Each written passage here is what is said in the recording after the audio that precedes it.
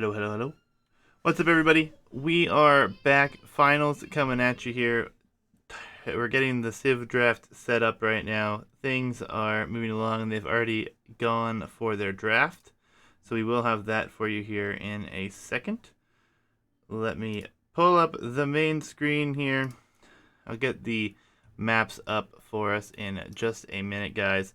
And we will go to the Civ draft as soon as we can. I'm going to bring Jabari in now. Hello, hello, hello. What's up, Jabari? What's up, man?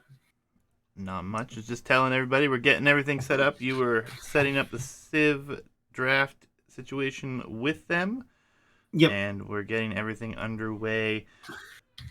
Should be fun. Should be fun. Maps will be up on the board here. I'll adjust those as the Civ draft goes on. We're just waiting for them to send us a link for. We'll be good. Um, the link has been created. We just need Kingston to follow it still.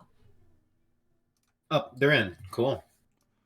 Alright, guys, let me get this up on the screen for you real quick, and we'll be underway. The maps are going to be done right now by me while you guys are doing this. They just finished drafting those, so Jabari will spectate on the civs. Yep, let me take a look at the map selection. Banano Grounds, Banana Arena, Banbera, Monkey Lanes, and Arena. So the water lab map is notably absent, as is Jungle Nomad. So the water map and the Nomad start are both out. So pretty conventional picks are to be expected here. Arena's in the pool, Black Forest is in the pool. So I guess compared to a standard tournament set, closed map civs would be slightly more preferred. But overall, there's at least 3 Arabia-like maps here. Um, yeah, nothing too drastically different than the meta, though. Of course, maps like Banana have no well-known meta, and anything goes there. Indeed, indeed. Draft is up, guys. We're going to see how they draft for this. Maps, I believe I've got correct now for you. So, FreakinAndy will have Black Jungle, Banana, and Benbara. And then Yep, we'll have. Mayans. Oh, sorry. Go ahead. I was going to say Mayans, no surprise, been the dominant top pick throughout this tournament.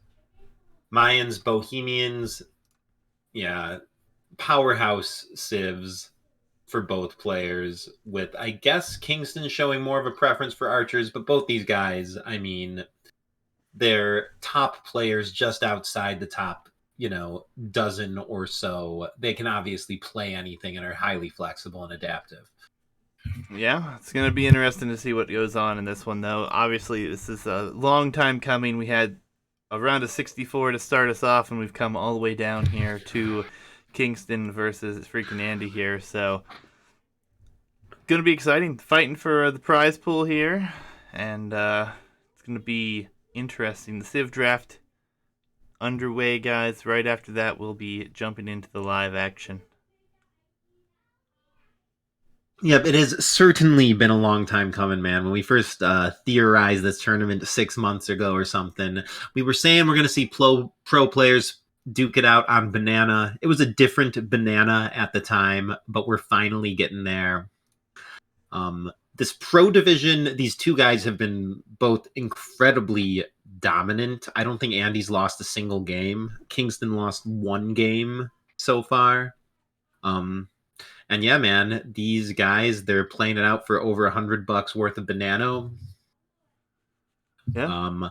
Shit should be hype, man. This is also my first time ever casting anything live, nonetheless, a pro game or set. So I'm really hoping that this lives up to all the hype we've built for it.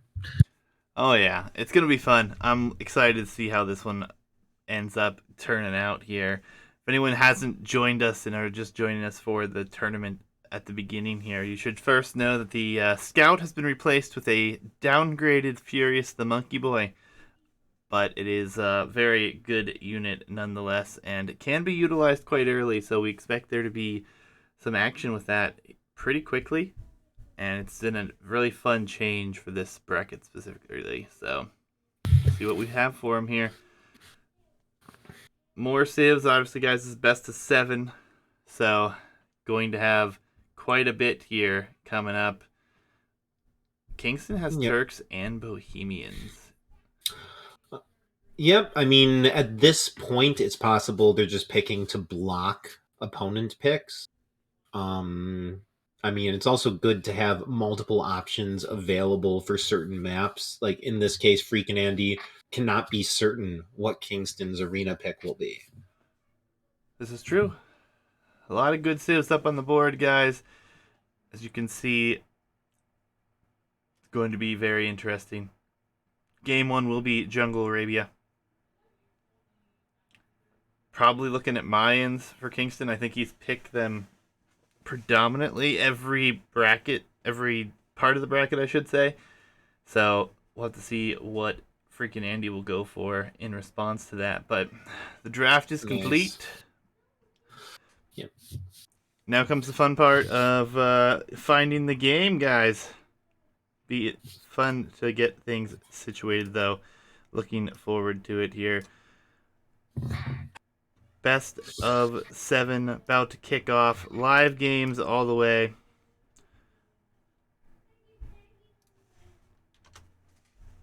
Players confirming.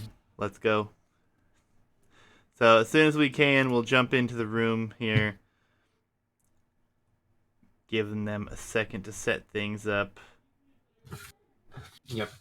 Interesting draft. Definitely worth noting that a big patch just came out. The Indian DLC just dropped a few days ago, and with it, a bunch of balance changes. I think the most notable being that they nerfed the attack move stop micro trick from archers. I believe it's similarly effective to just, do targeted fire when you're trying to kite or hit and run.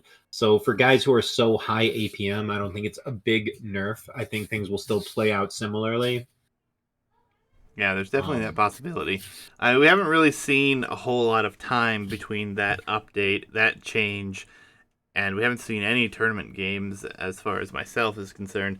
I haven't seen anybody talking about it other than maybe a YouTube video or two, but we'll see. We'll see how things go. It's going to be interesting. They are confirming the server right now, so we should have a game room. I'm going to throw you guys up to the traditional screen here real quick, and I'm going to go find the lobby here as soon as I can. Yeah, the whole thing of agreeing on a server is kind of a pain. We're letting them work out the details of that between them. Looks like they might be going East US as the compromise. They really should add a feature where you can add lag to whichever player has the faster connection so that it is properly fair, especially at the pro level. I mean, even for me playing in the 1500 division, the difference between playing a game on 60 lag and 150 ping is tremendous. At the pro level, I feel like that can often be a decisive factor. So I don't know. The devs would be well served, at least for the health of the esport, to add the ability to make it so that it's totally fair and both players experience similar ping. Indeed, for sure. Let's see what happens here, though. We're going to get the game room underway here. Looks like they've sent it over, and we'll load it up and be in here in a second, guys. Yep. You called Mayans as the probable pick for Kingston. I would probably agree with that. There's not a single civ that I think matches up favorably against them on Arabia, but at the same time, they're equally viable for a couple other maps in the pool.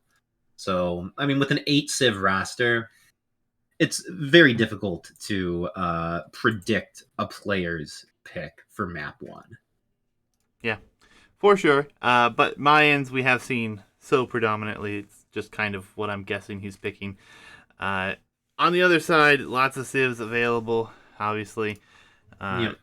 I can throw it back up for you guys real quick. Just waiting for them to launch right now, and we'll see what happens here. But lots of great picks all the way around. Obviously, there's no ban for either player, so like Jabari alluded to earlier, you have to use your last few picks to try to block if you are happy with your selections. So we'll see what goes on there. Obviously, lots to come, guys. Going to be fun. See what Yep. happens here. I'd guess Mayans, Lithuanians here. Just looking down FreakinAndy's roster, I'd guess Franks are reserved for Banana. Japanese probably reserved for Banbera. Celts probably reserved for Black Forest. And Lithuanians, I mean, they have good options for their builds with that extra food at the start. If you expect that Kingston's going to go for an Archer, Civ, the faster moving Skirms helps. And yeah, pretty much all of his other top picks, it looks like, are reserved for home maps and the like. Yep, indeed, indeed. Still waiting on them, guys. Obviously, live games, this is kind of the only drawback, just waiting for things to fire up. Obviously, it's a drawback for us, but it's giving them the time needed to prepare for themselves, maybe take a mental second for themselves. So, Yeah. Andy says he's having slight technical difficulties. He is going to rehost it. Yeah, you know, this is the live games. I'm feeling the hype, bro. I feel the hype flow through me.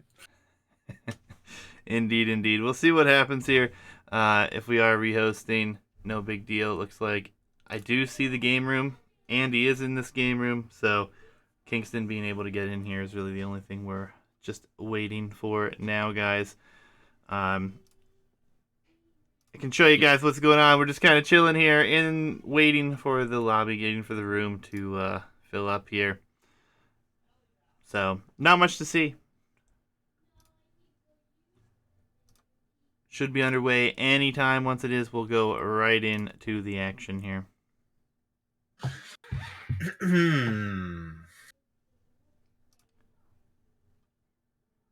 I can tell you they're both in the game room now.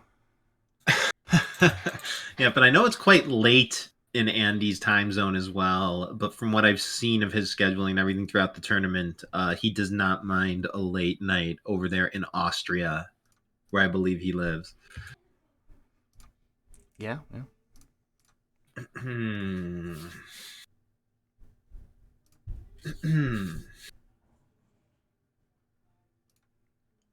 I mean, we have a bunch of memes we could show. This is true, but problem with that is the game launches, then we miss it. Indeed. Okay, we have to be like standing and wait. Can you share your game feed on Discord, please? I do not have a game feed yet, but I can do that as Okay, soon okay. as I have it. Currently, Cool, cool. guys, I am doing this. I'm just waiting and hitting the refresh button. That is all. They were here a minute ago, so the game should be firing up here anytime. Just not really any fun to watch. So we'll just maybe throw up the maps in the Civ draft again here and discuss that briefly Indeed, here. yeah. We got maps, we got a Civ draft, we got a trailer, we got memes. This is how you do it live, I guess, man. Yep. Fill time and wait for the games, but adds Yep. intrigue, of course. I Lots. do wonder what Kingston's Black Jungle pick will be. None of the civs he has here are the ones that I've known to have a super good reputation for Black Forest. I mean, Bohemians and Turks should be fine, in my opinion, right? Bohemians probably. I mean, Turks, no, I don't think Turks. The lack of onager giving you the inability to cut, plus the weak post gold game feels bad. I don't think Turks. Bohemians, plausibly, yes. we'll see. We'll see. That's all I can say. We're still waiting for the game here. Just checking again. I don't have anything yet, so should be any time here.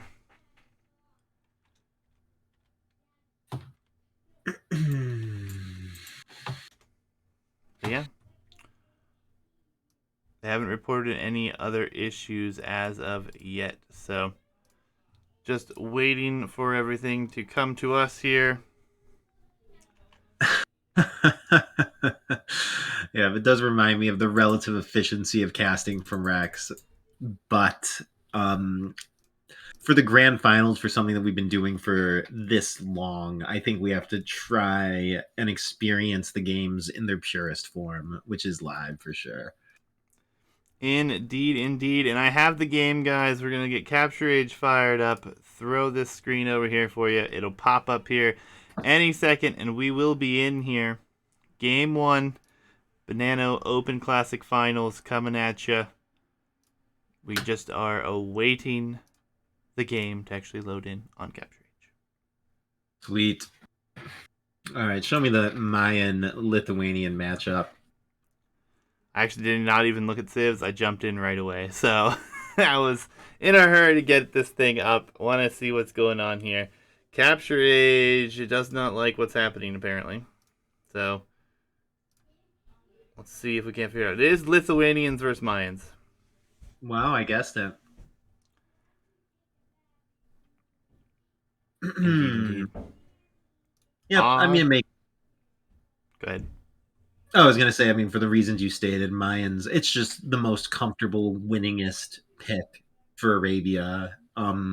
It's probably inordinately strong with the monkey not taking up a top space. So like Mayans have an even boosted eco. And yeah, given the assumption that Kingston's going Mayans, Lithuanians makes sense for FreakinAndy. Yep. I don't know what's going on here. I'm going to leave and go back and find it because we're having some issues here.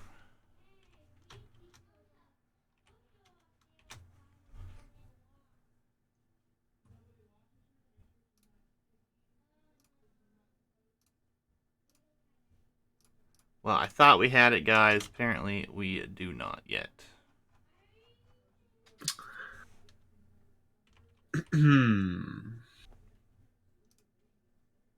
You got this, bro. I'm not worried about finding it. I'm just waiting to see what's happening here. Things have been a little bit odd here with everything, so we'll see what happens. Obviously, casting live.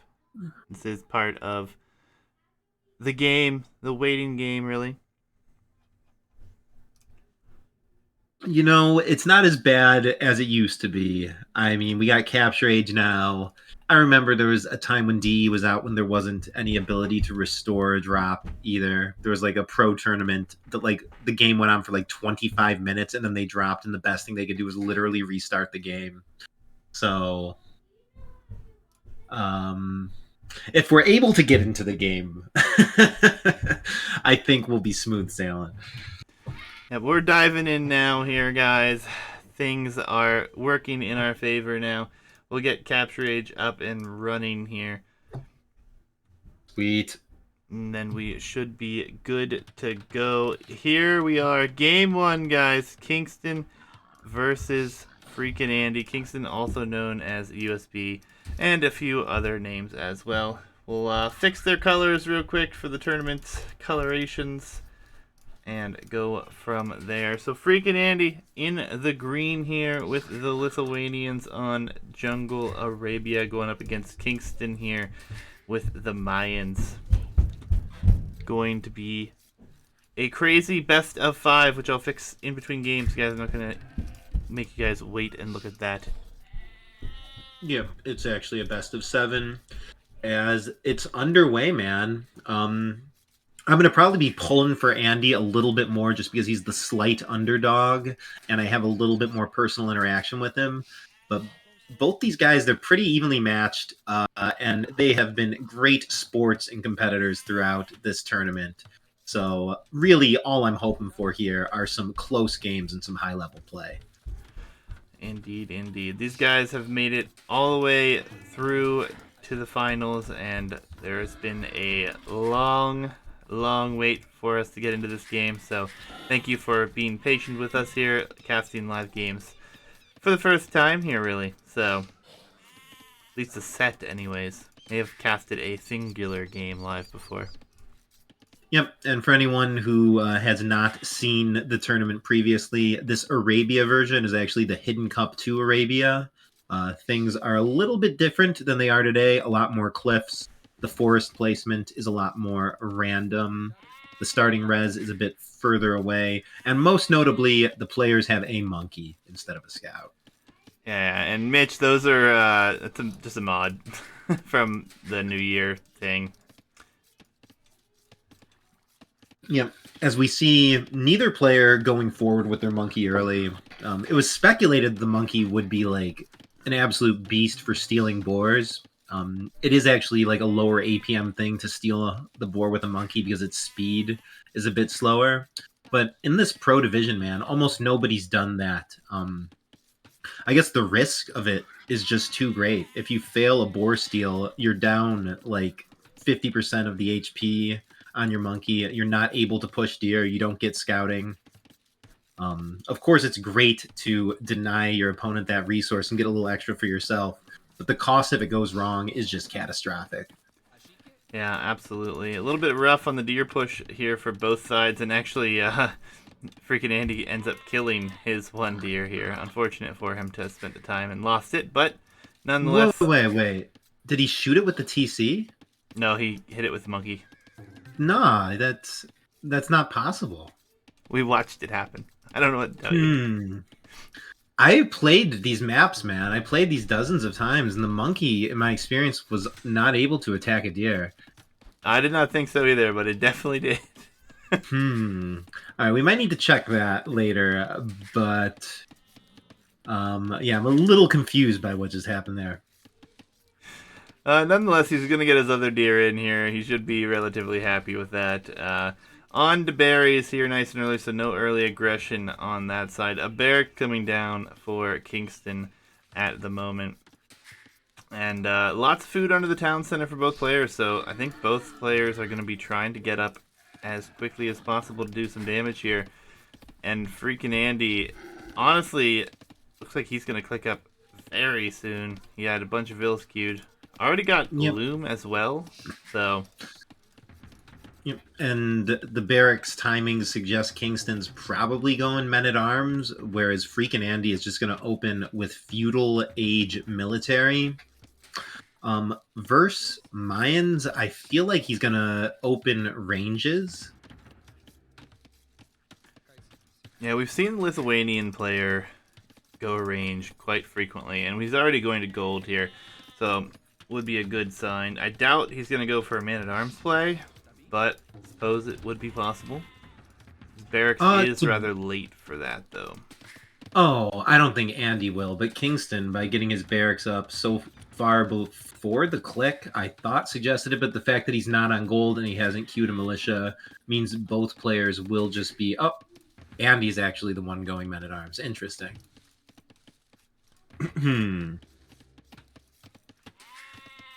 Yep, and the player's rush distance here is pretty short, man, as they're both kind of on this top right side of the map here.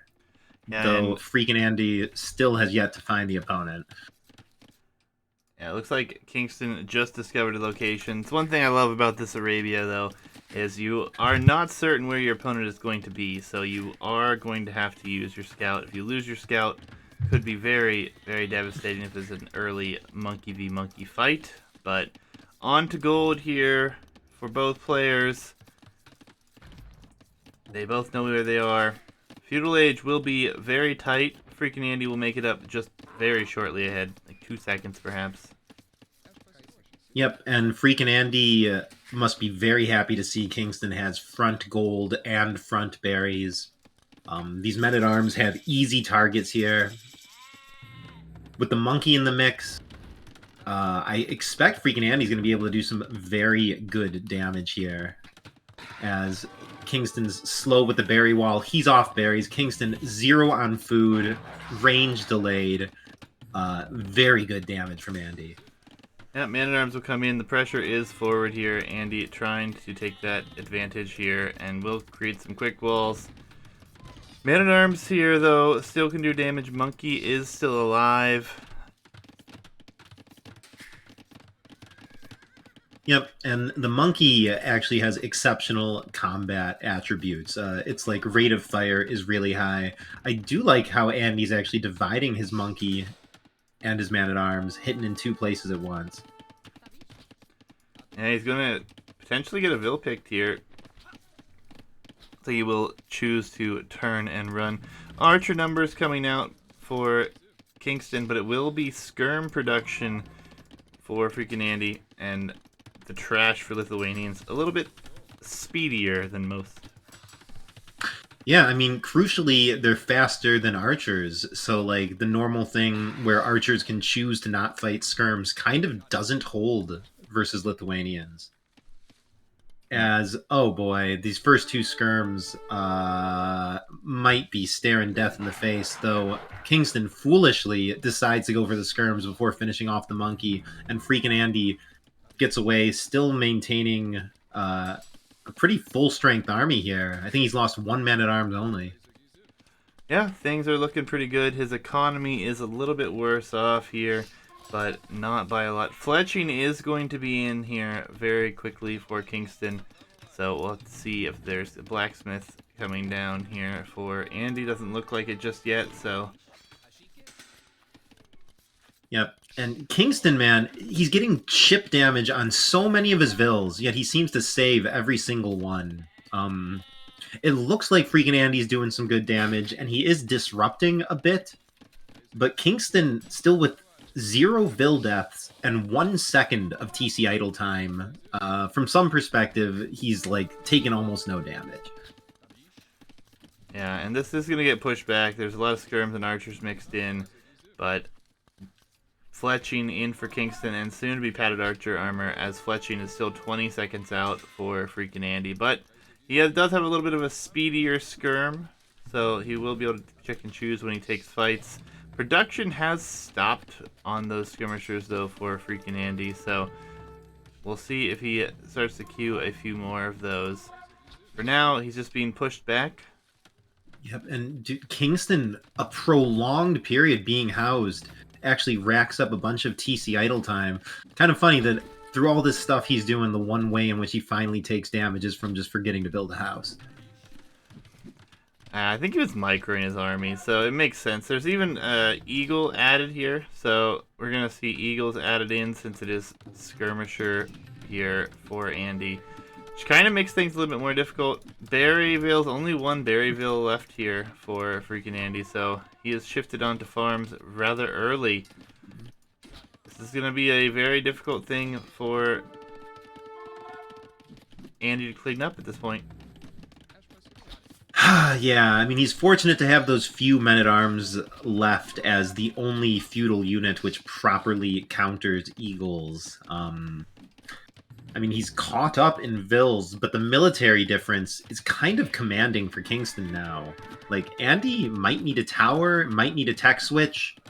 Just trying to match one-range production with the opponent is a losing formula from this point, as he needs to abandon his gold.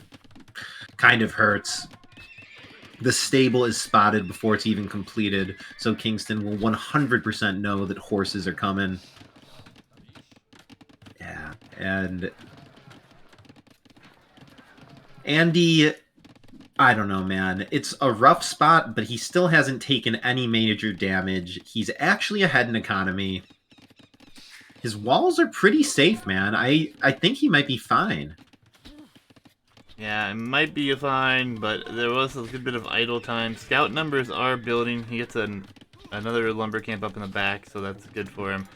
The good thing here, though, is once the scouts come, it will be a pretty favorable trade here. Yep, the bad thing is the click from Kingston. Andy is minutes away. I don't think he'll clean this up before Castle Age comes in. And Kingston, I mean, if he can keep the fight in Andy's base by the time he hits the next age, I'm not sure if he's going to choose to go for, like, crossbow or eagle, but any Castle Age unit joining this fight would really, like, kind of put an end to things for Andy, I feel. Yeah, Andy does have a decent economy behind this, but it's so imbalanced here. And soon his military numbers will be so underwhelming against Castle Age units. Yep. As Andy continues to commit to the feudal age with cavalry upgrades and whatnot, this is just devastating for his economy to have so many vills running around. A bunch of them actually pathing back into the archers for a second. Ah, Yeah, a lot yeah, of vills going down here. tremendous eco damage. I mean, it's not just the vills going down; it's the fact that they weren't working for that whole time. As this is not going to be a happy moment for Andy when Kingston hits the castle age. Yeah, he may just call it, honestly. He's going to be in such a rough spot. There's going to be 14 archers left on the map, soon to be crossbows. And he's still very far away. Yep. I mean, this is Kingston's first pick Civ versus one of Andy's last. So even if Andy falls, it's still fine. As Kingston gets a little overconfident there and starts his Castle Age off by losing about half of his crossbows, as well as his position, forward. As the fight is now in Kingston's base. Up, I take that back. Oh boy, this actually might be the GG damage. Yeah. The GG comes in, yeah. Yeah, you spotted the secondary armor is what we were watching here. Unfortunately, the first one wasn't dealt with, and Kingston will take game number 1 here. We'll load up here into game number 2 as soon as possible. I'm just going to fix the scoreboard really quickly, and then we'll show you guys the statistics. But this is best of 7. So, crazy good play from Kingston there. Andy just on the back foot a little bit there, and once the pressure was let up there, FreakinAndy was the aggressor at the beginning. Once that changed, Yeah. it really swiftly changed. Yeah, and Kingston might be actually exploiting a sort of flaw in this tournament's rules. We have no Civ bans, and we also have the Scout being a monkey, which doesn't take up pop space. So Mayans, I think, might already be the top pro choice for Arabia. And in this rule set, they're able to queue a Vil right away. So they have an enhanced eco in addition to being the top pick. Um, and yeah, Kingston just took them with his first pick. Won game 1 incredibly hard here. But it's just 1 of 7, and Andy still has all his rounds left in the chamber. Indeed, indeed. Players are already getting the second lobby for game 2 set up here. Gonna switch over to the draft again with the maps, show you guys what's happening. Mayans with the win, and we had Lithuanians with the loss. So lots of civs left. Gonna go to a home map for FreakinAndy. Honestly, can't tell you anything about it until we get there. So if it's probably going to be Ben Bar, I would predict Japanese for FreakinAndy. I think that just makes sense.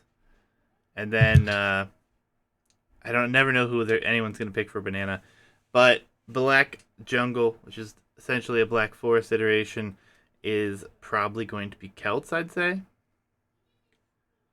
Yeah, Celts or Mongols are viable there. Franks, I think, is most likely for Banana. Um,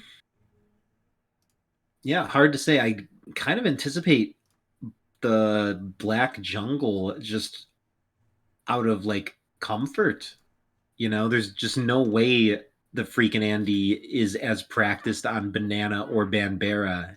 And you really wanted the equalizer here. I mean, the difference between a 1-1 start and an 0-2 start is night and day. Yeah, absolutely. Couldn't agree more. We'll see what happens here. We're just awaiting the game again, guys. But GG's. Yeah. Oof. that was a rough game 1. Um Yeah, I mean, Freaking Yeah. Andy, though, he's got a lot of home maps that we've seen him be very strong on. And in a best of anything, essentially, you just have to be able to take one map from your opponent's home map. So it's Yep. possible. It's definitely still a serious, guys. And we'll see how things progress here. Again, just waiting here for the game. Well, as soon as we get in, we'll be good to go. Yeah, and I will say the fact that neither player picked Jungle Nomad, I think, shows a lot of confidence. Since Jungle Nomad, I would think, is like the randomizer pick in the set. Like, if you feel you need an upset or something, that's the one where you think you have a chance to get excellent RNG. And all of Kingston's home maps are standard-ish, so it's not like any of them are maps that I would expect him to be a huge specialist in. Whereas FreakinAndy's maps are a lot more niche. Like, it's quite possible that Kingston has zero practice on Banbera and Banana. That's true. You never know. Just have to wait and see. Again, guys, bear with us. We are in the same boat as you right now, just waiting for the game to become available for us. It looks like I do how it is going to be on Banana. Sweet. Can we pull up the Civ draft for a second? I am Certainly. curious what Kingston has for this.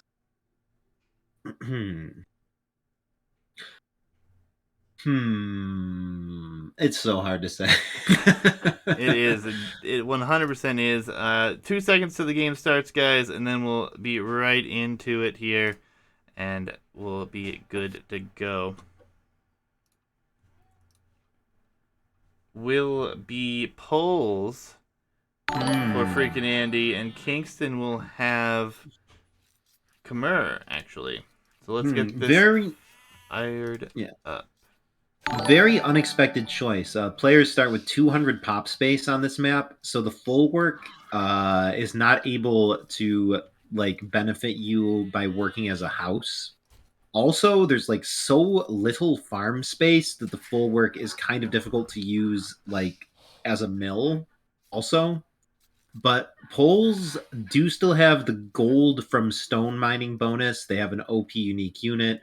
They have an excellent unique tech, an excellent pair of unique techs. So even with some of their bonuses being unusable here, poles make sense. Khmer, the lack of buildings required here lets you have some really fast feudal age builds. Plus, you don't need to worry about the space for your buildings.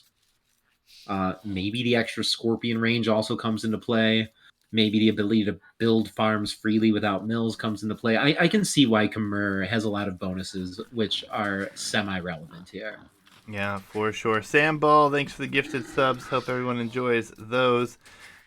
We saw Kingston do this in the semifinals, actually, and I believe he just went Man at Arms Towers, but it did not go well for him. He went up way too soon. I think it was something like 16 or 17 pop. And then once his opponent was up in the next stage, it got a little bit difficult for him. So we'll see what he has in store for us today on this map. And Jabari, don't know if you've mentioned this, but this was designed with this in mind here. The Yeah, this monkey was. map, the banana, guys. Yep, I'm glad this one looks like a banana. Sometimes it's a little short and a little stout. But yeah, this is the original map created for the tournament. The original version actually had water around the edge rather than a void, but we didn't want it to play as a water map, so we went with this. I guess it's sort of a meme map. It's a very simple premise, but I like it, man. These trees have 1,000 wood. The berries have like 2,000 per bush. Nobody's ever come close to running out of resources on this map. People do often get tight for building space, but that's only if they fail to capture map control.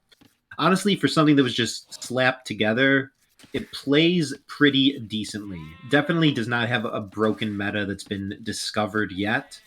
And as we're casting the final game of the final bracket, probably having seen like 20 tournament games played on it, it is held up well, man. I think it really goes to show like the versatility of Age of Empires as well. That like you can create something that's so drastically different from any standard map, and there's still like, you know, a rich gameplay with like lots of different options and strategies people can go for on it.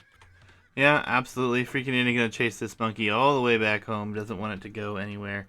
But the barracks is on the way. Or no, it's full work actually. My apologies. Full work obviously also treats as a house, but on this map, houses are irrelevant. Everyone starts with 200 population available to you, kind of like the Huns do in every game. So, lots of important information. A weird map indeed, but it's definitely been very entertaining.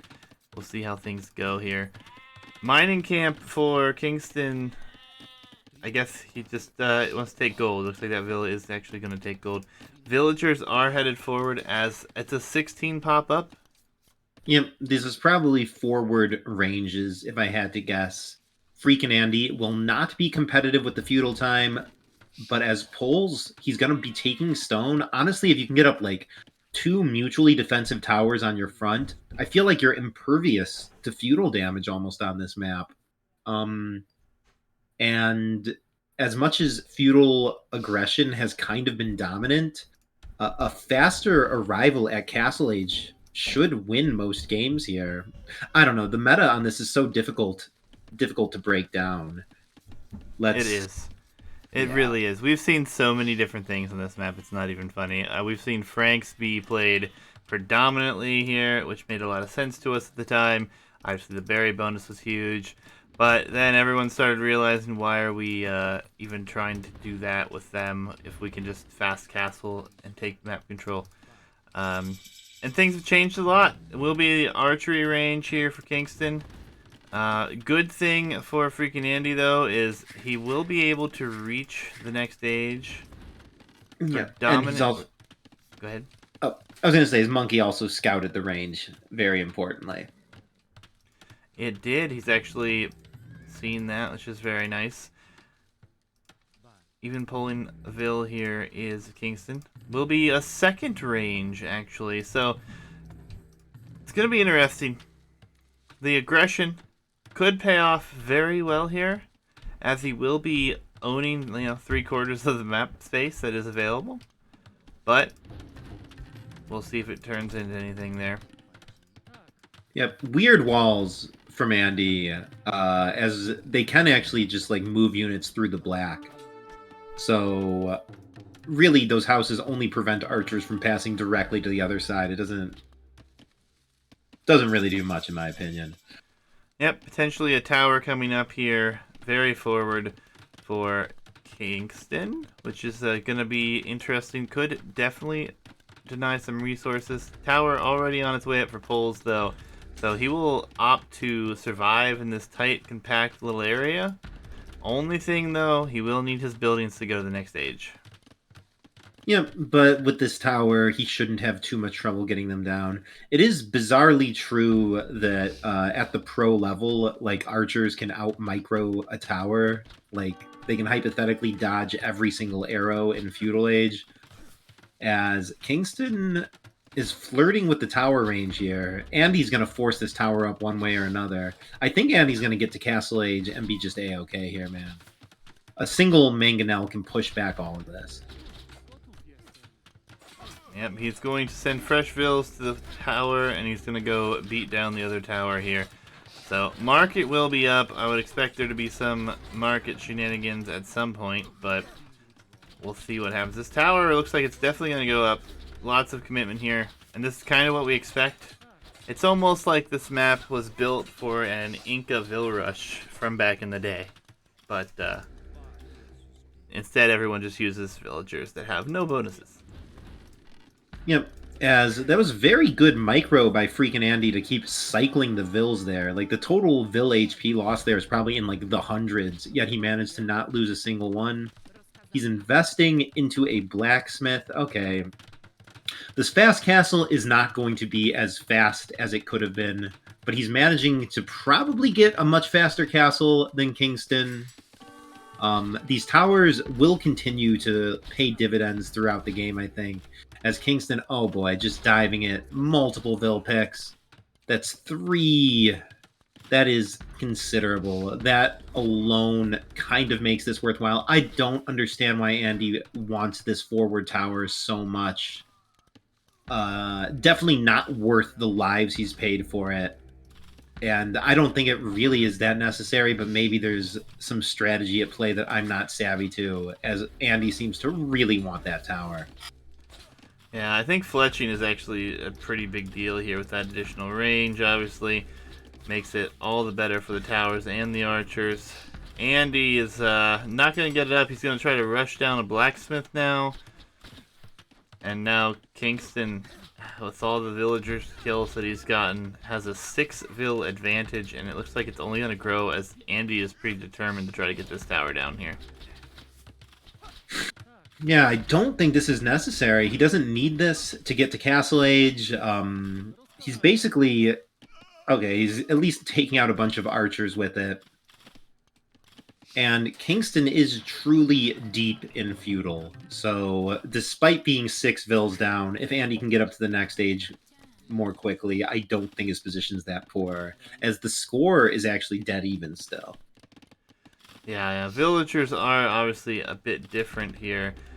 Tower should go down here, but fletching is about to be in for FreakinAndy, who will be able to repair this outside of the range of the tower, I believe. So, don't know if it's going to be the same here. If it's targeted, I believe it could hit this bill. Maybe not.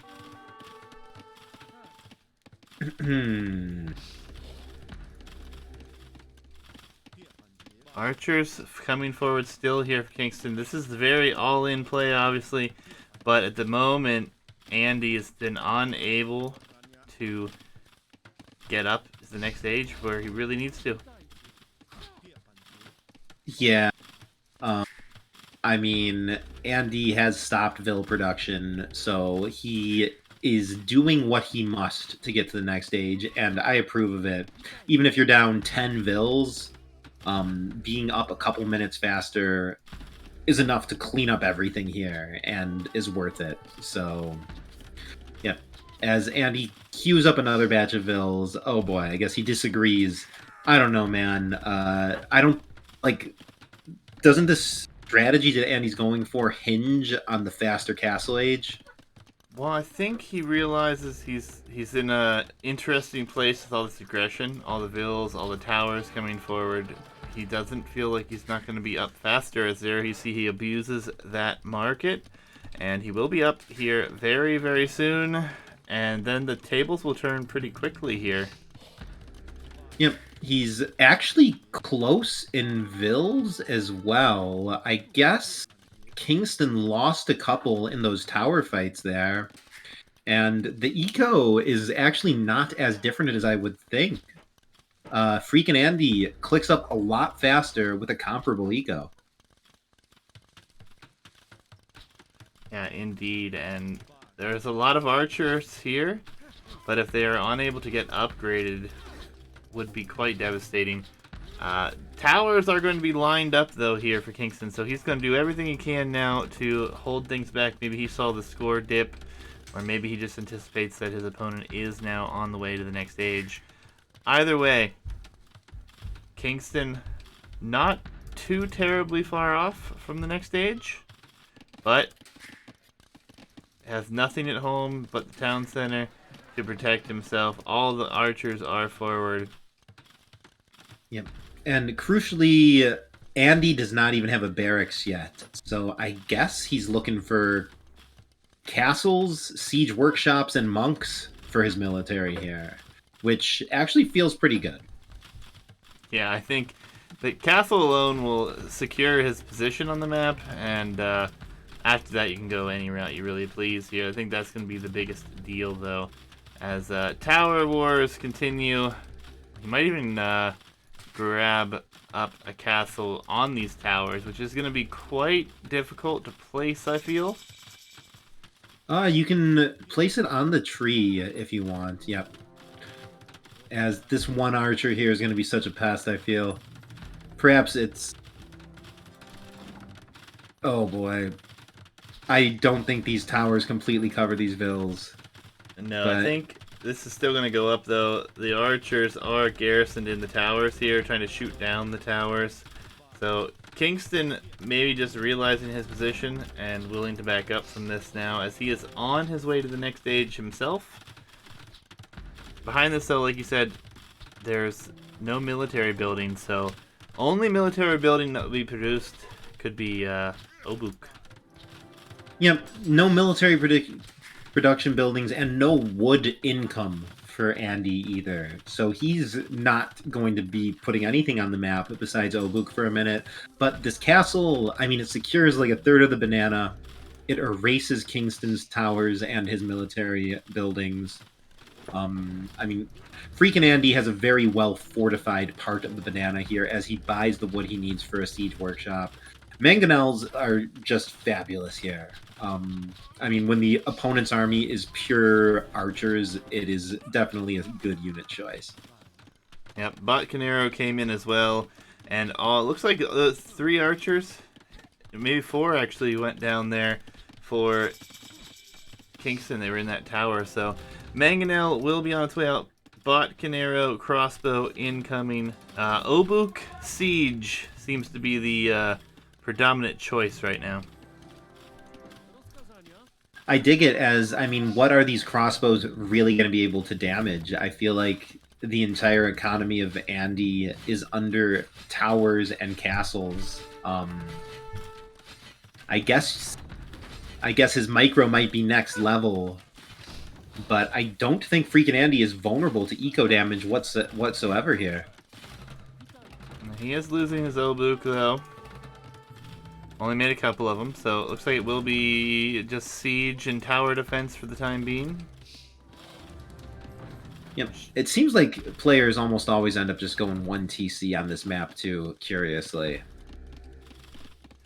Well, most of the time I feel like it's due to the map positioning. This is the first time in a while it feels like this map positioning is adequate for both players to still be alive and in this. This castle, however, I do not like the position as there's only one Mangonel.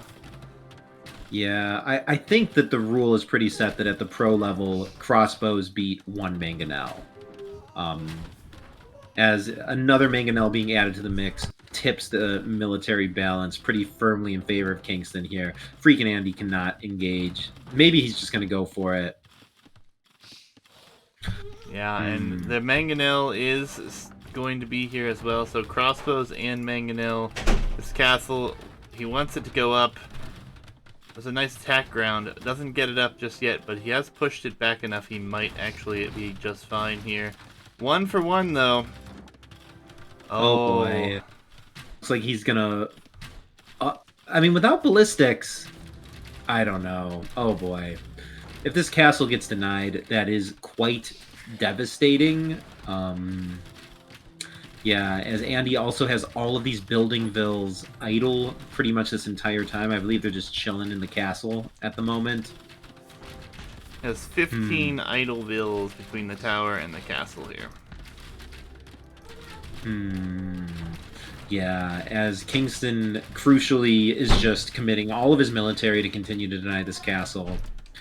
FreakinAndy with just 1 siege workshop Mangonel production. It's not even continuously producing. Guard with some good micro, as dude. Well. Andy, 1 for 0. He could do it. Oh, this is so huge for Andy to be forcing this up. This is so good for him. I mean, it's not up yet. I think it's going to get there, though, with some heavy vill losses. And, oh no, please. He's got enough vills in the vicinity. By all means, he should do this. He should. It is a lot of loss, though. It's going to be a large villager deficit before this is trying to be forced up, and 99.87%. There he gets it up. Final hit. Will take out the Mangonel. Will be able to range towers and kill the few vills that were here, but all this said and done, and now we see Kingston decide he's going to drop 2 additional town centers. So Andy is going to have to clean everything up. And that will still take some time. These are guard towers, so they will be quite frustrating to deal with. It's a nice upgrade that KingstoNe grabbed there, as he's going to lose some crossbows here as well, so this is really good for Andy to be able to kill those, get those numbers down. Oh boy. The Vil lead, though, should just start running away for KingstoNe as he goes up to 3 TCs. Poles aren't a low eco civ. Yeah, I guess if he has enough castles, things can stall out, but I worry for Andy being 16 Vils behind already, and yeah, with that gap set up just to grow very quickly. Yeah, and this one guard tower will stand, and it is being quite annoying as... Oh! Castle? Oh, Mangonel almost got it, I feel like. It's down to like 7 HP.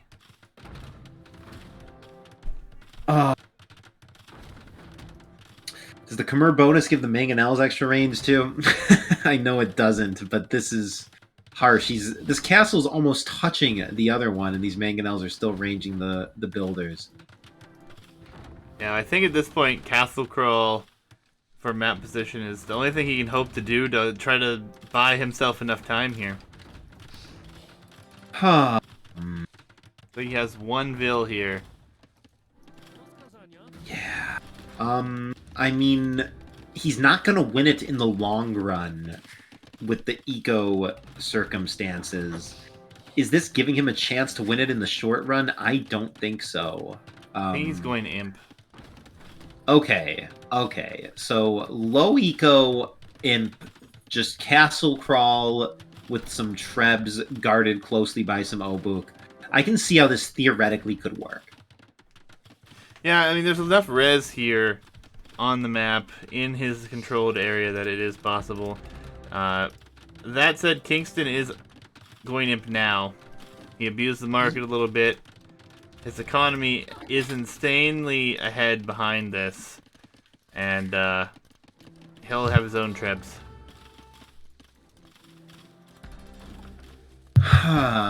Yeah, I mean, FreakinAndy should be able to win the Treb war, but I don't know if he's able to fight outside of his castle range whatsoever. I don't think he can, honestly. At this point, his economy is so stretched that I don't know what else he can do other than just continue to tower crawl or castle crawl. Behind this, I mean, KingstoNe may be the first player to chop through all the trees on this half of the map here. Yep, I mean, there's definitely at least 10, 20,000 more wood in the trees on his half of the map. Collectively, does it tell you how much? There are total? 67 trees remaining on the map, so 67,000 gold. Okay. 67,000 wood still available on the map, so still quite a bit. Yep, as the scores are still shockingly close, as, oh boy, Andy tries to add a TC. He realizes that 44 Vils is not going to be able to keep this going for too long. I like it. Yeah, and Imperial Age times aren't all that different. The castle numbers are surely in favor of FreakinAndy here, so if he can go into Treb things back, he might be able to buy himself enough time here. KingstoNe, though, I imagine, yeah, will be building another castle. It's just a matter of time. You know, these 2 castles are poorly positioned for KingstoNe. I think FreakinAndy can Treb these from within the safe range of his own castles. If KingstoNe loses both of his castles, honestly, that momentum loss might be enough for Andy to be able to roll this. It is surely going to be interesting. Yeah. As Andy's eco looks good for this, he'll be able to instantly queue 3 Trebs and range the enemy castles from within the covered fire of his castles. I think Andy can take some good fights here. Yeah, that said, though, the military numbers are 16-0. The villager counts are 87-46. Things are very heavily lopsided here, so it's going to have to be quite a hold for Andy to push this back, and then after that, we'll see what it looks like here. Bracer, and we have Masonry already on its way here for Kingston. So trebuchets are setting up. They will easily range the one castle here and then have to move up here. But Treb production is going to be quite poor behind this as stables and a siege workshop come down quickly here. Yeah, Andy just doesn't have the vills to mine stone, repair, and take the res necessary for tread production. 48 vills is I mean, it's about as low as you ever see somebody go imp with. And losing that front castle hurts badly. That might change the equation. These Trebs now need to expose themselves a bit. The Mangonel can take pot shots on them. I think Andy's going down right here, man. And Andy already here, he knows he needs to try to repair these. He has a lot of vills nearby. Oh, he actually takes out the Mangonel with the Treb, so that's nice.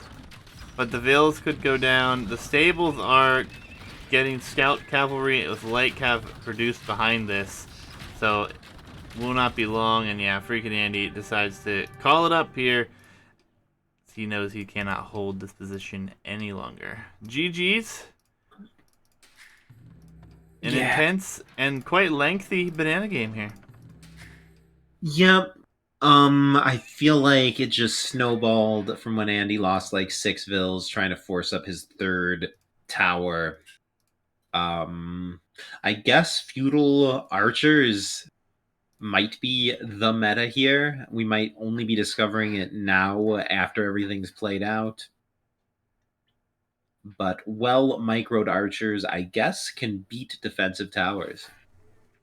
Yeah, and I like that he brought the towers forward himself as well, so it wasn't just a singular attack with the crossbows. There's still a guard tower here, being super annoying, denying trees, stone, wood, everything.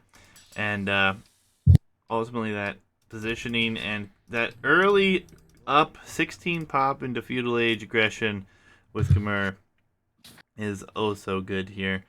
We're going to shift the thing back over here to the Civ draft while we await players getting things set up. Khmer victory here over Poles loss. Interesting that FreakinAndy took Lithuanians and Poles at the very end of his draft. So he still has his first selections available here.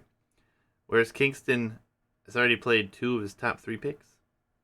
I like it, man. He's teasing. He's letting Kingston get hustled a little bit. I mean, it is horrible to lose one of your home maps, but at the same time, to have your 6 top picks, it feels very possible for Andy still. I called Dark Forest as his pick for game 2. I guess we probably are going to see it now in game 3. But yeah, man, especially now that he's down 0-2, I'm pulling hard for Andy. Indeed, indeed. We'll see what happens here, guys. We're waiting for the players to get in. I'm going to shift back over to that direction so I can keep an eye on that. But games, still more to come. Let's see what we can load up here. And they already have a game room set up, so we may be just slightly behind them, but that shouldn't matter too much.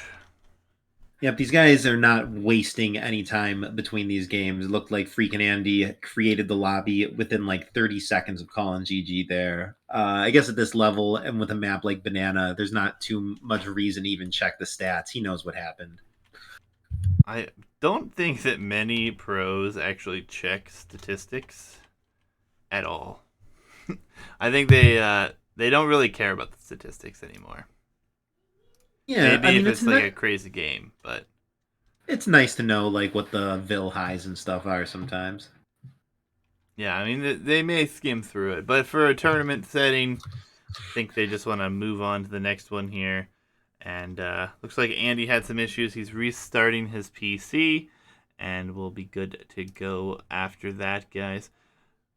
Just want to quickly say thank you guys so much for hanging out here this evening.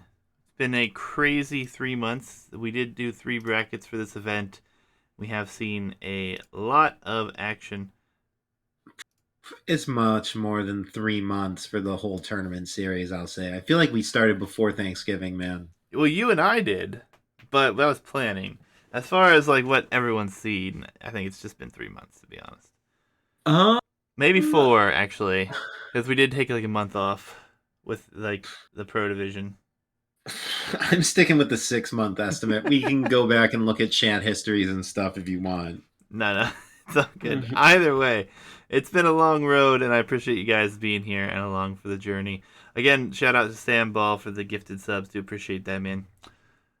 Lots to come. We're just awaiting the PC reset here from FreakinAndy, and then we'll be underway. Looks like he just popped up another lobby, so we Yeah. should be in good shape here in just a minute. I'm very curious that he would go with polls after picking it last as his banana sieve. That really seems like a game time decision rather than an original plan, in my opinion. Indeed, indeed. It will be Benbara next, it Cool. looks like. Now, this is not 100% official. Kingston's yet to join the lobby, so we'll see if this may be some sort of a mind game play here. He puts Benbar up and then switches No. it. You never know. You never know. Nah, Andy wouldn't do that. It's Bambara. Can we look back at the civs for a second then? Bambara is like it is the only map with water Should be in this. Japanese. Yeah, Japanese for Andy, I think, is almost a certainty. On the other side for Kingston, it plays out with a meta similar to Arena. So Turks, Bohemians, Aztecs all seem like viable picks here.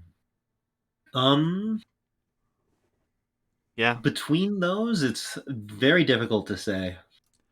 Yep, absolutely. We'll see how things go here. Obviously, Benbara was what was shown. You can come with me for the ride here. Oh, it's disappeared. Darn, maybe they've started. We'll have to wait and see. But it did say Benbara, I assure you. And once we get things set up, we'll be in here, guys. Looks like we're still just awaiting for Kingston to jump back in. But here you guys go. You can see what I see. We are just awaiting this lobby to get underway. Maybe Kingston took himself a short little break in between the games there, which is no problem at all.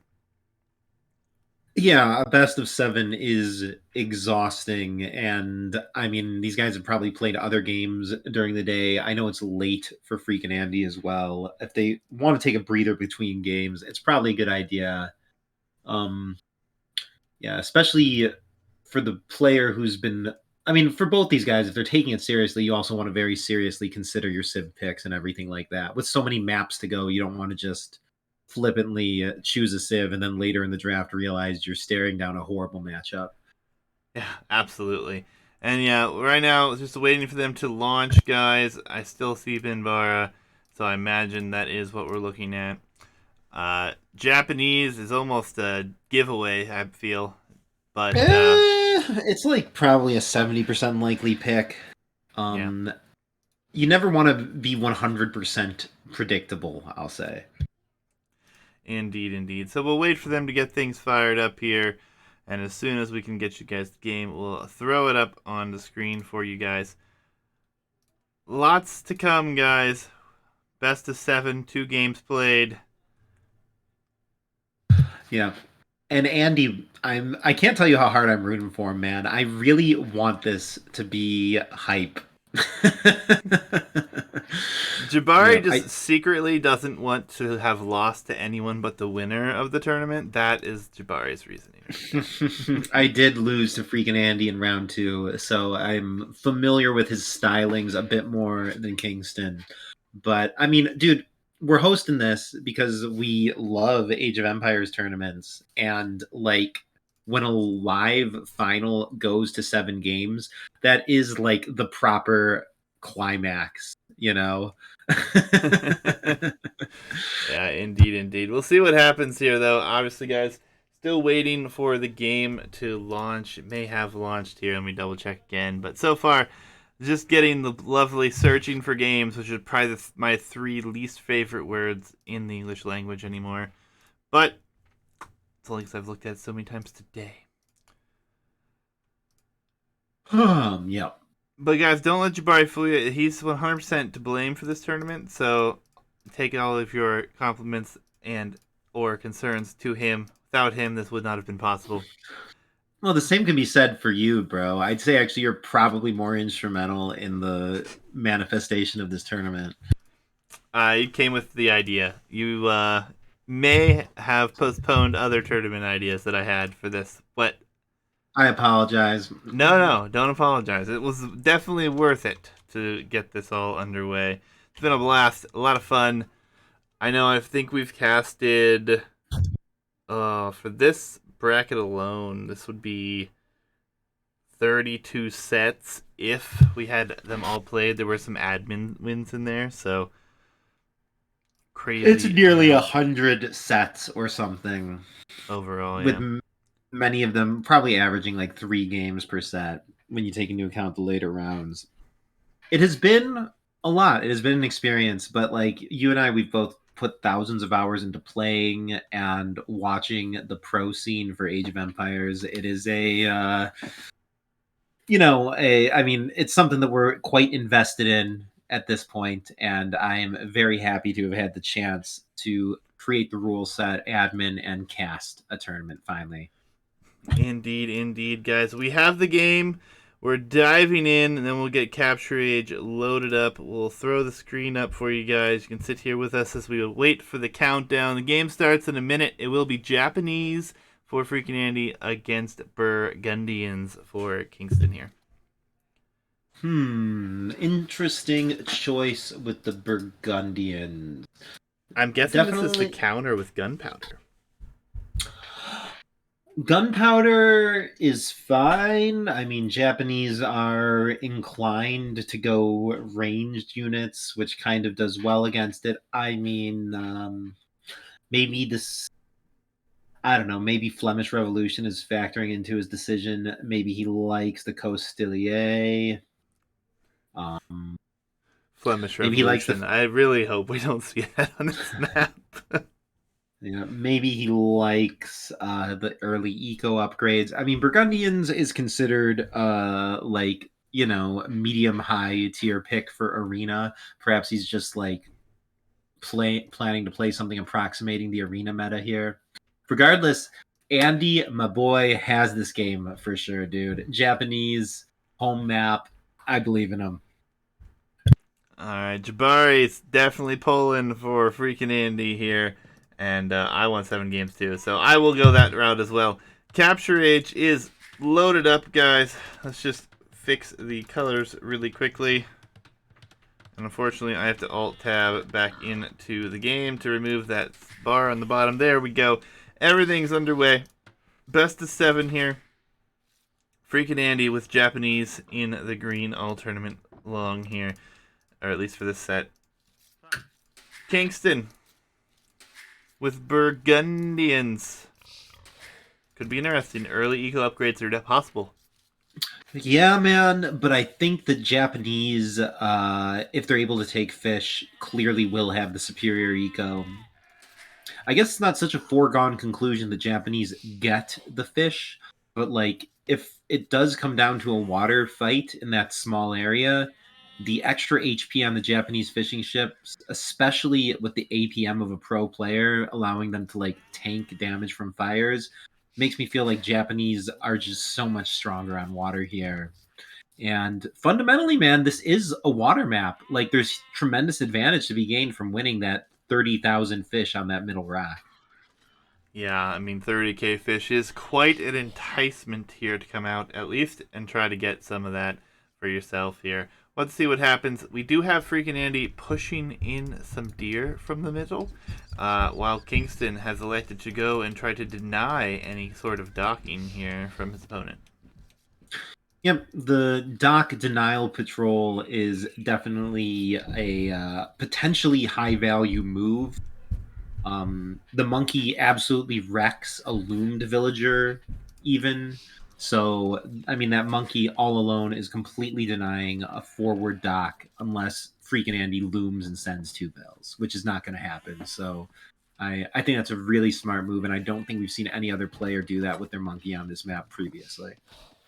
Yeah, maybe realizing how much he wants to keep him off here, as the dock will be at home.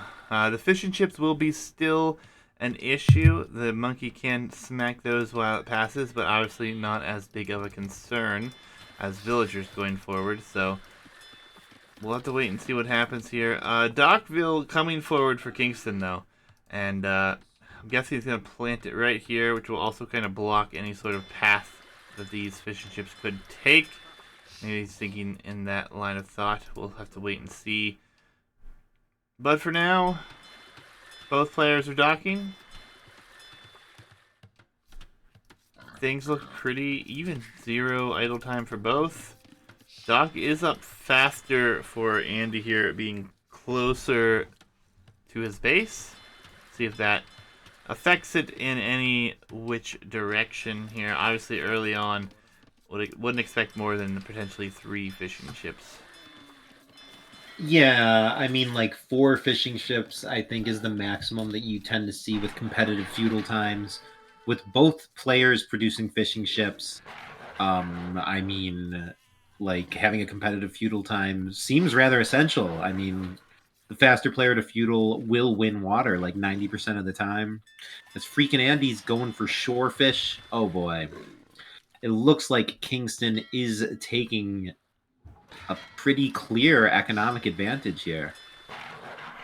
Yeah, Monkey's going to come around. Loom is coming in as well. There is an exposed Ville here. It might have to turn and run. And it looks like it might not have to. Alright. Housed, though, as Andy is housed, getting Loom a bit early, perhaps. The monkey fight ensues. Who wins this one? Very nice. Go, Andy. And yeah, that's pretty huge on this map, too, because the monkey can kind of like demolish the palisades. So even a 1 HP monkey can just completely wreck at least your wall. Yep, and there's been very little scouting here from KingstoNe. He knows where his opponent is, obviously, which isn't hard. The water leads you directly there. He hasn't spouted much onto the outskirts, so expanding will be a little bit more difficult. But we'll see how things work, as he has 3 fishing ships, soon to be a 4th on that deep fish. KingstoNe clicks. No. Andy clicks faster. I thought KingstoNe had it clicked and then he unqueued it or something. I'm a little confused. I thought, yeah. So it's going to be a 20-second feudal advantage for Andy. The dock rush distance here is pretty much nothing. As interestingly, Andy is adding a barracks. I guess he's going to stay 1 dock. I mean, playtesting this around 1500 elo, I found committing to 2 or even 3 docks to win water was the winningest strategy, but FreakinAndy seems to disagree. Yeah, he's coming forward for possibly a tower on the fish. Yeah, I think that he took just enough, I think, to be able to have a second town center potentially and have this happen. We have Vills forward here, though, for FreakinAndy, as dock number 2 is on its way up. 2 Vills are here as well. So some Vill fighting going to occur here. Yep, as the number of Vills is better for Andy here, so this Vill fighting is not in KingstoNe's interest. I expect to see 2 fires queued instantly. Militia even added to the fray here. I love it, dude. Fires, militia, towers. Andy is attacking in 3 different dimensions here. Yeah, way faster to the 2 docks. KingstoNe is kind of scrambling. He gives up on the second dock. He's going for his own tower. KingstoNe is going for the same things that Andy is, except much slower and without militia. As he queues a demo raft before fire, essentially conceding the water. This is looking great for Andy. Yeah, it's KingstoNe. Oh my god, he's trying to build up a tower like right beneath so many units. I don't know how this is possible whatsoever. Oh, the demo. It was a beautiful attempt, but it's not going to be enough. The Vil that was weakest will retreat. This tower looks like it's going to go up after that demo, but I don't think it's going to stand for long. The fire is doing work to prevent this from going up, and it looks like another tower will be placed on the opposite side. Another demo. The Vils. Okay, doesn't go for the Vils. Japanese fish can tank that all day, man. Yep. And he's able to hit the tower while sitting under it. Yeah, this is looking great for Andy. It looks like he's winning water pretty securely. I mean, the tankiness of those fish, yeah. Bingo bango. Nice, dude. GG comes in. Andy takes the game here. KingstoNe calls it. I think, obviously, giving up because Japanese fish is going to be insane. The map control and the potential boom behind this could have been beautiful for him. And it's kind of curious, Burgundians. I really don't understand why. I don't think it really got KingstoNe a whole lot here. Like, I mean, I think that these guys are close in level and they're budgeting their wins, and especially from the fast GG, KingstoNe was kind of counting this as a throwaway map. He's not trying to sweep here. He's trying to win 4 out of 7 games, and he just went for something. You know, probably not especially practiced. I would not put too much thought into analyzing the losing Civ choice here. for sure, for sure.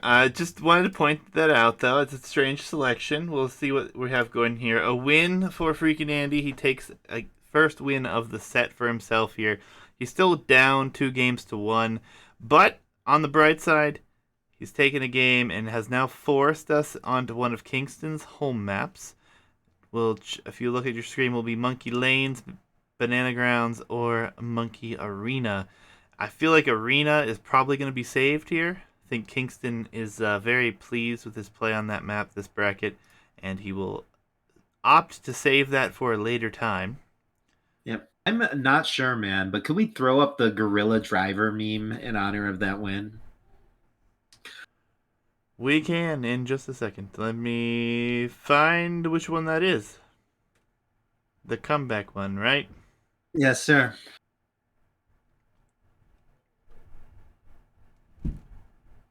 Still so many memes, Jabari. So many of them.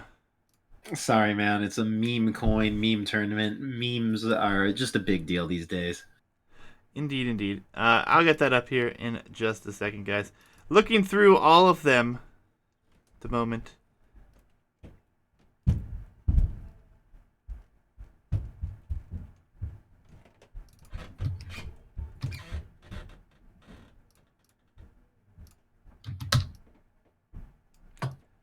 There we go. Yeah. Thank you very much. Of course, of course. Guys, we're going to check and see if they are loading in here. We do have another lobby code here. It was sent to us a few minutes ago. So we should be looking to be jumping in rather directly here. That was a very quick one, obviously, and they are jumping right back in. These players aren't messing around as far as getting into these games is concerned, which is very thankful for all of our sakes here. It will be Monkey Arena, and we are on our way. Oh yeah, baby.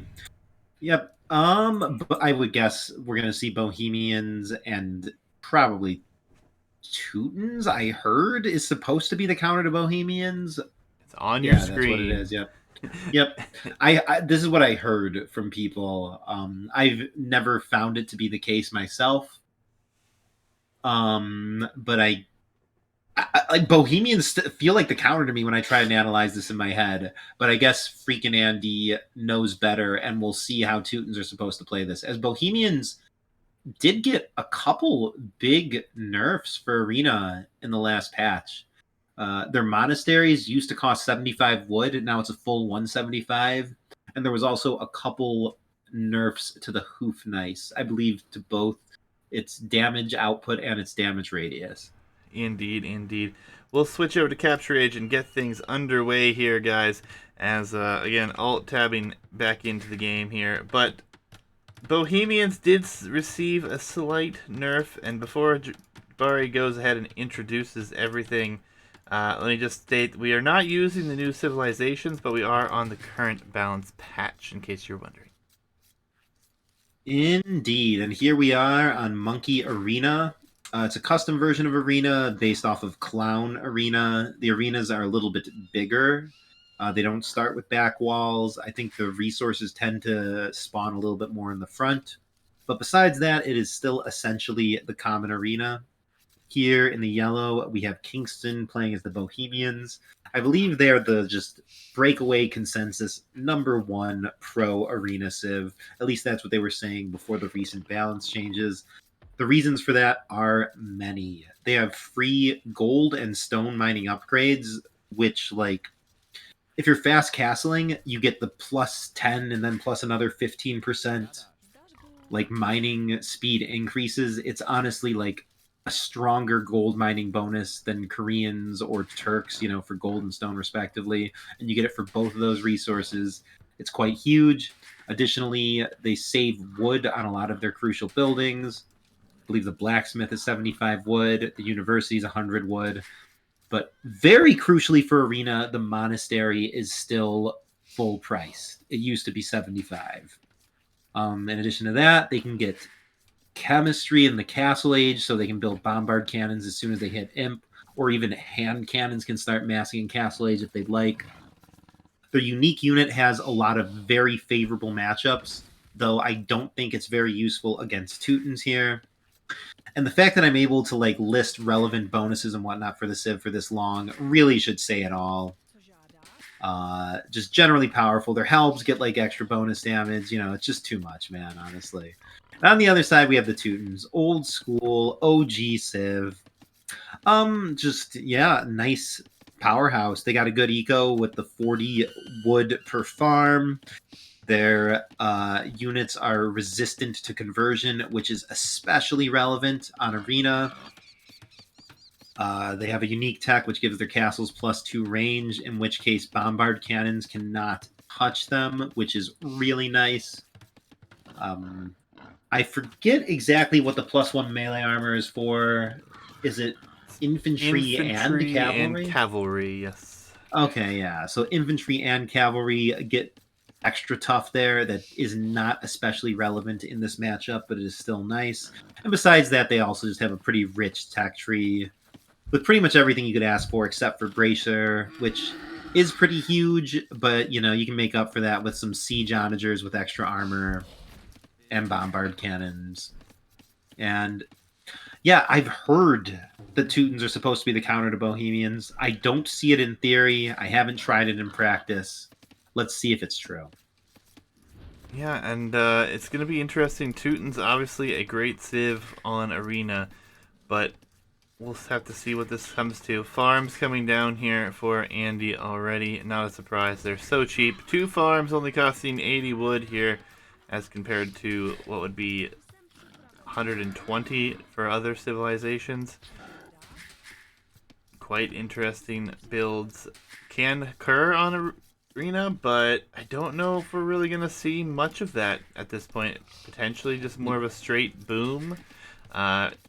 Teutons could tower rush, and that is quite powerful with ever being able to garrison 10 vills at a time, but obviously it's not what we're seeing right now here. So we'll see what occurs.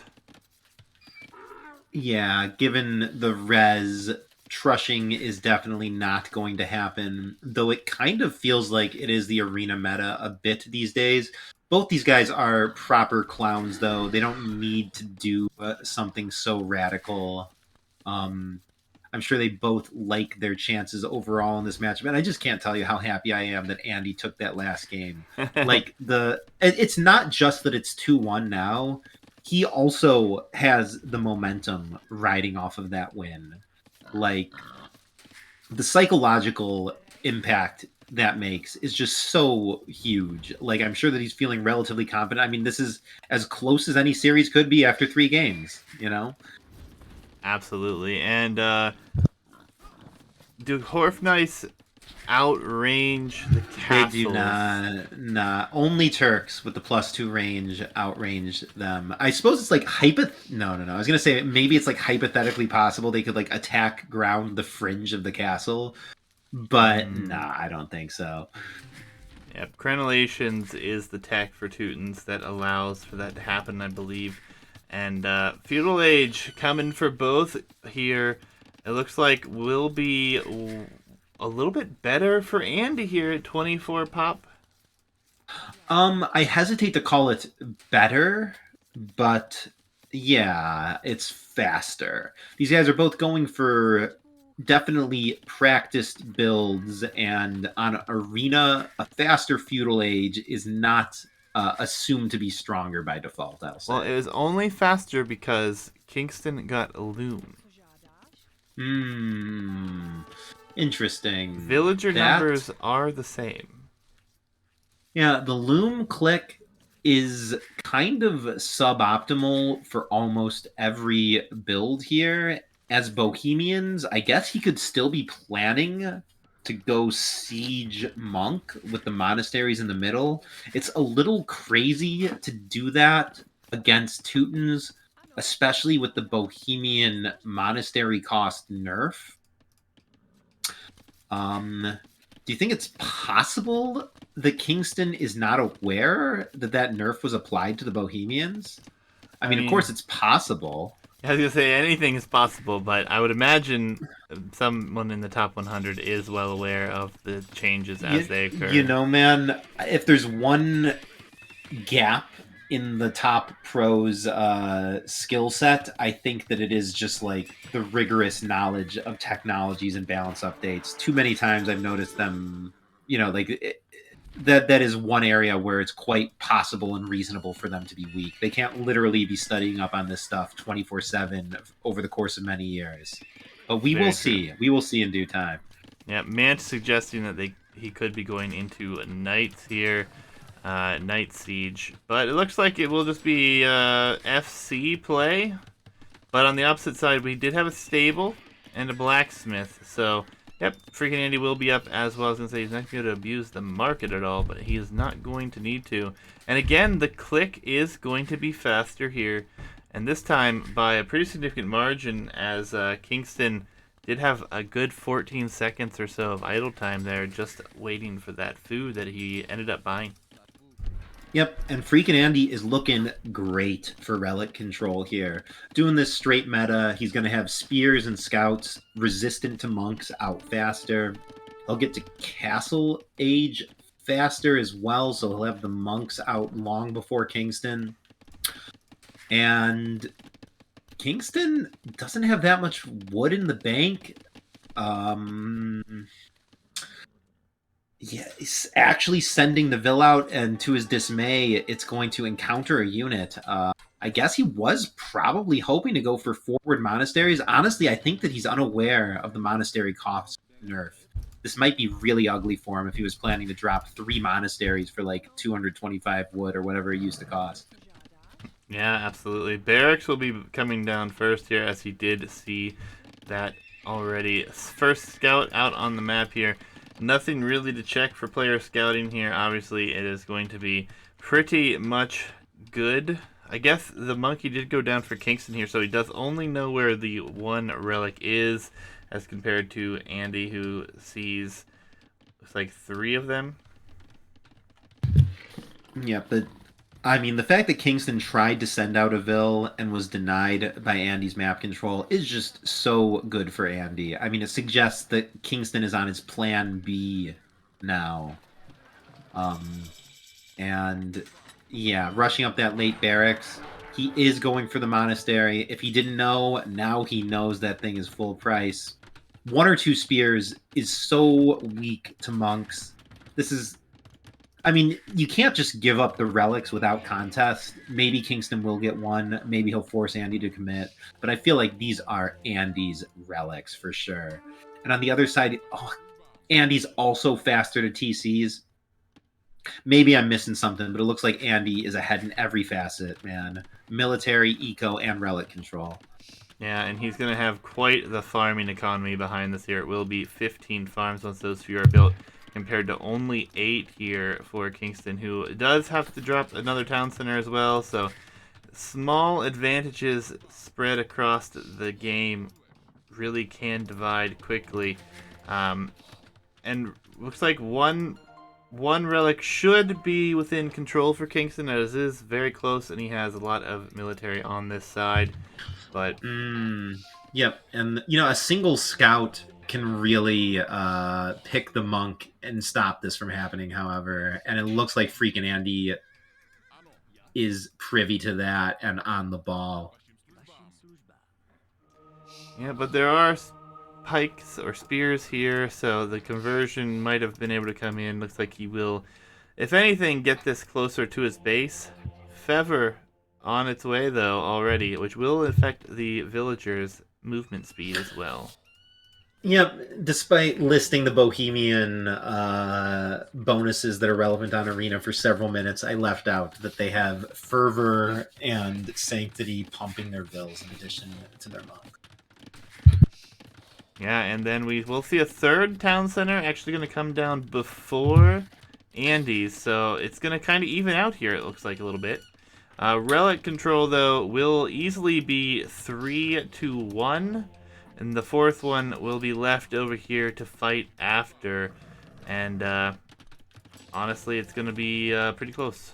Pretty close. Yep, as a knight is now queued for Andy. I was going to say, I love how lightly Andy committed to the scout cavalry. I think he made only a single one, which is honestly all that he needed. So he really didn't set himself back at all in eco to go for this. As he love taps the monk. And looks like he's going to get the fourth relic as well. Andy is sitting at a very healthy, like 6-ish Vil lead, plus 4-1 relics. Kingston is going to need to really out-strategize, or like I don't know. I don't know how he does this, man. Yeah, and it's gonna be interesting. Obviously, like you said, maybe he's unaware of the situation with the or the monastery nerf, but we'll be on to his fourth town center here shortly. 3 for Andy, but my God, this farming economy for them is insane. It's about evened up now, but FreakinAndy has been on these farms for so much longer. He will actually add a market here, getting a bunch of houses rushed up. Economy looking good for both, and we already see 6 on Vills here. Monks are fighting amongst themselves here. Conversion could come in on the knight. It does not. So, yep. No surprise with the Teuton resistance. Yep. Will be 4 relics to 1, and will be 4 TCs to soon to be 4 TCs, as another one will come out here on the gold. Castle could be coming before too long for FreakinAndy, though, as he does have 7 bills working on it, even after spending 100 on that. Full map control, economic advantage, and soon to be an equal number of town centers. Yeah, Relic I was gonna advantage. Andy looking solid here. Yeah, the map control is just the cherry on top. He can expand outside his walls. He can build castles in mid. And look at how many like mineral resources there are right in this mid area.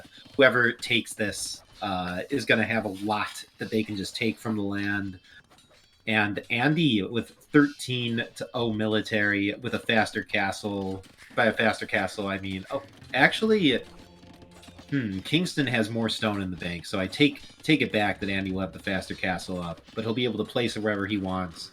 Andy is looking great here.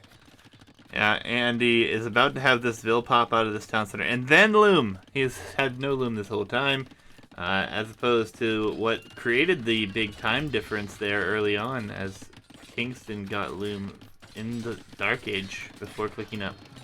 Yeah, Andy's so good at like delaying these things.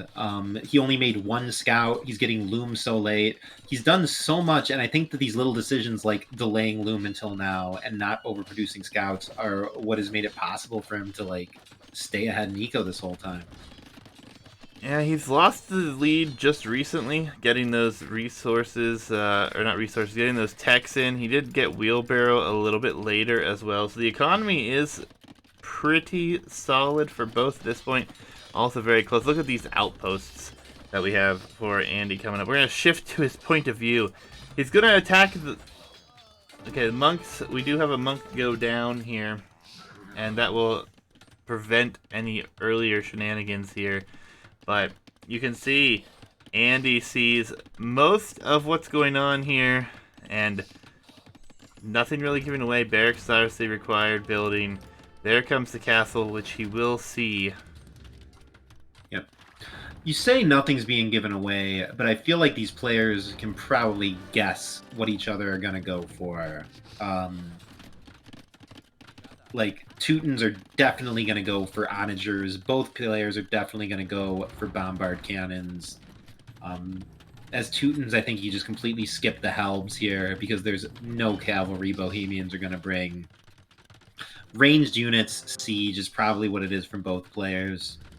And I guess Hoof Knights hypothetically would turn the tides, but I think FreakinAndy is going to bring the pain before Hoof Knights is able to come in.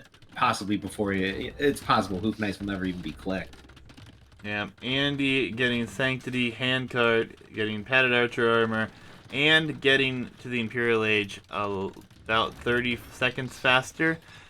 So, ranged units, I expect to see, what here? It's gotta be hand cannons, yes? No. I mean, the fact that neither one's gotten fletching does suggest hand cannons, but that is kind of counterintuitive to me. Like, in the absence of infantry, I thought Arb would be the choice. It's gonna be Onager for FreakinAndy. He's got a 100%. Yeah, as Teutons, especially with the tech to give it more armor, Onager is like the thing to counter everything that Bohemians might bring. Yeah, Pikeman upgrade on its way here as well as Andy tries to dive in here. Don't do so well. There are villas out here in the mid as well. Imperial Age coming for both Redemption, Chemistry, and Leather Archer Armor. This is Teutons going for hand cannon here. It has to be.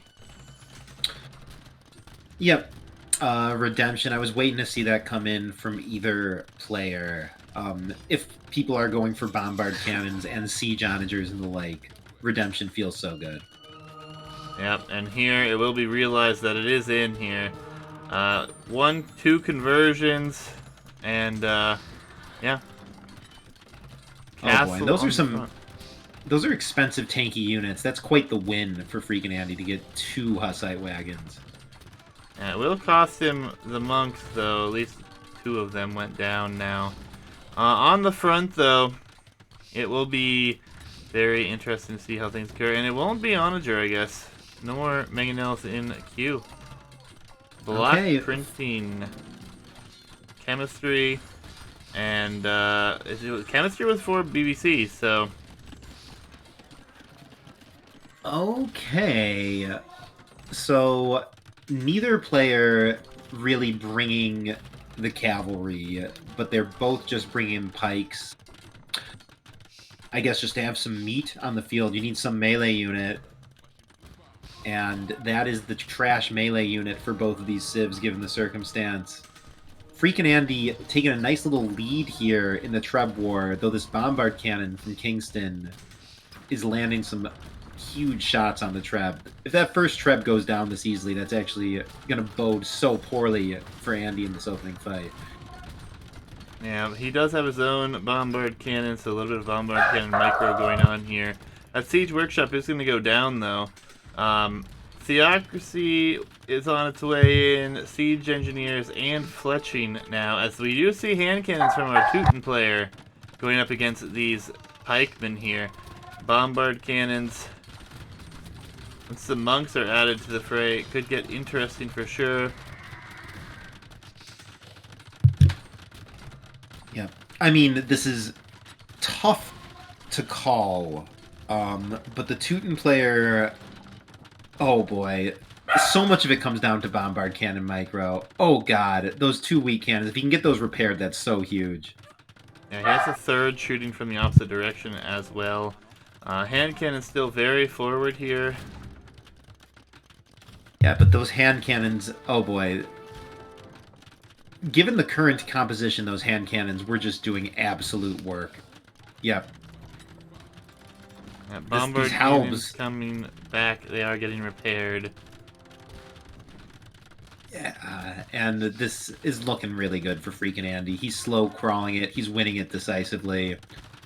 It's halb versus hand cannon. There's no worse unit matchup in the game. Yeah, the Arbalest Oh. was researched. He only has 6 of them, and they are being built right now. This castle going up here will be huge. Obviously, crenellations. I believe his crenellations come in 11 plus 3. So no, not yet. No, 11 plus 3. You must be looking at attack, not range. Oh yeah, range That is 10. plus 2, plus 2. No crenellation. Yeah, no crenellations yet. That tech would be huge here. Yep. This And castle's going down though. FreakinAndy has tons of siege here. yeah, and the Arbs, however, are a nice unit here. Well microed Arbs counter hand cannons and bombard cannons. When I was saying I expect Onager, it was specifically to counter mass ranged units. And FreakinAndy, yeah, he actually does have a Mangonel cube now. He realizes it's time for the Onager. Yep, castle's going to go down on the front here for FreakinAndy as well. But obviously the map positioning here is so important. All the relics behind this are in the favor of Andy as it is 4 relics to 1. Even with Arbalest coming here, if we end up seeing Onager, it's going to be tough. And Yeah, honestly, I it mean, might not even be necessary. yeah, maybe this is the reason to. I mean, it seems like any Civ that can bring Bombard Cannon, Onager, Hand Cannon would give Bohemians trouble here. Like, theory crafting, I can't imagine what Bohemians could bring that beats this. And there are a bunch of bombard cannons here. There are 7, in fact, and the monks behind this still getting some conversions. Another castle gonna go down here. So rough that he's not able to. Oh, we were. Yeah, it's so rough that he's not able to get to Hoof Nice or anything here. For a second, I was mistakenly thinking Bohemians were the ones that could have crenellations. But no, as this Bombard Cannon mass from Andy is just wrecking everything. Yeah, Trebs even going down to the bombard cannons now. Kingston is gonna lose 2 in a row here to FreakinAndy, it looks like. GG comes in. We've got a series tied up after 4 games. Alright, let's go. Well GG. played, man. Well played. Whew. Jabari's And breathing many sighs of relief. it's not size of release, dude. I mean, I'm pumped. I'm feeling the ride for these players, dude. This is like a roller coaster. After the first game, and then even more so after the second, like I'm just feeling for these players. Like Kingston probably rightfully feels dominant, and FreakinAndy probably is a little shaky, though. As we mentioned, he was using his throwaway civs versus top civs, so it's not too surprising. Now the shoe is on the other foot, and FreakinAndy ties it up. He has better momentum. He has better civs remaining relative to the pick order. Indeed, Um, indeed. Civs and maps up on your screen yet again here. Bohemians go down to Teutons. We will go to another home map for Kingston. We are waiting for them to get in the lobby. I do have the game code. We'll check that in a minute. But Civs remaining for the remaining 3 games. Kingston with Berbers, Aztecs, Turks, and Britons, while FreakinAndy has Franks, Celts, Ethiopians, and Mongols. I think Mongols or Celts for Black Forest for FreakinAndy. I think that's a locked in. Probably Mongols. I think we've seen him use those before, actually. As far as what Kingston's going to use there, I really don't know at this point. I'm thinking Turk still. But we're not even going to Black Jungle. This is just speculation. Lanes Yeah. or Banana Grounds, Berbers I feel are the best choice for Banana Grounds for Kingston up against potentially Franks. But again, they Mhm. could go Archers, so could be Ethiopians versus Britons there. I don't know. It's gonna be interesting. We're gonna go, and I'm gonna try to get this game up for you guys right away. Obviously, we are still waiting on them to get everything rolling, but they should be in any time now. Let me grab the game code here. Get that thing in. Yep. And I am gonna mute and step away for 30 seconds too. Certainly, certainly. We have a game, and it's on Banana Grounds, folks. We're going to load in here, and then in just a second, we should be good to go. Banana Grounds game number 4.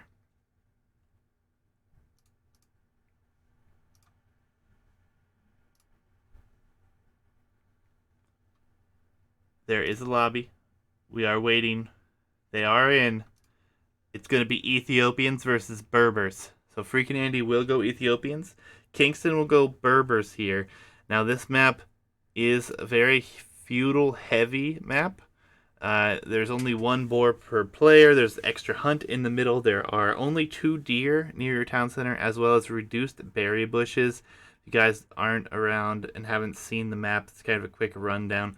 And all of the additional gold and stones are in the middle of the map. Stone is rather limited on the map, however, and it will be important to remember that, especially if castle units were to be used, unique units. But I don't think that's what we're going to see here.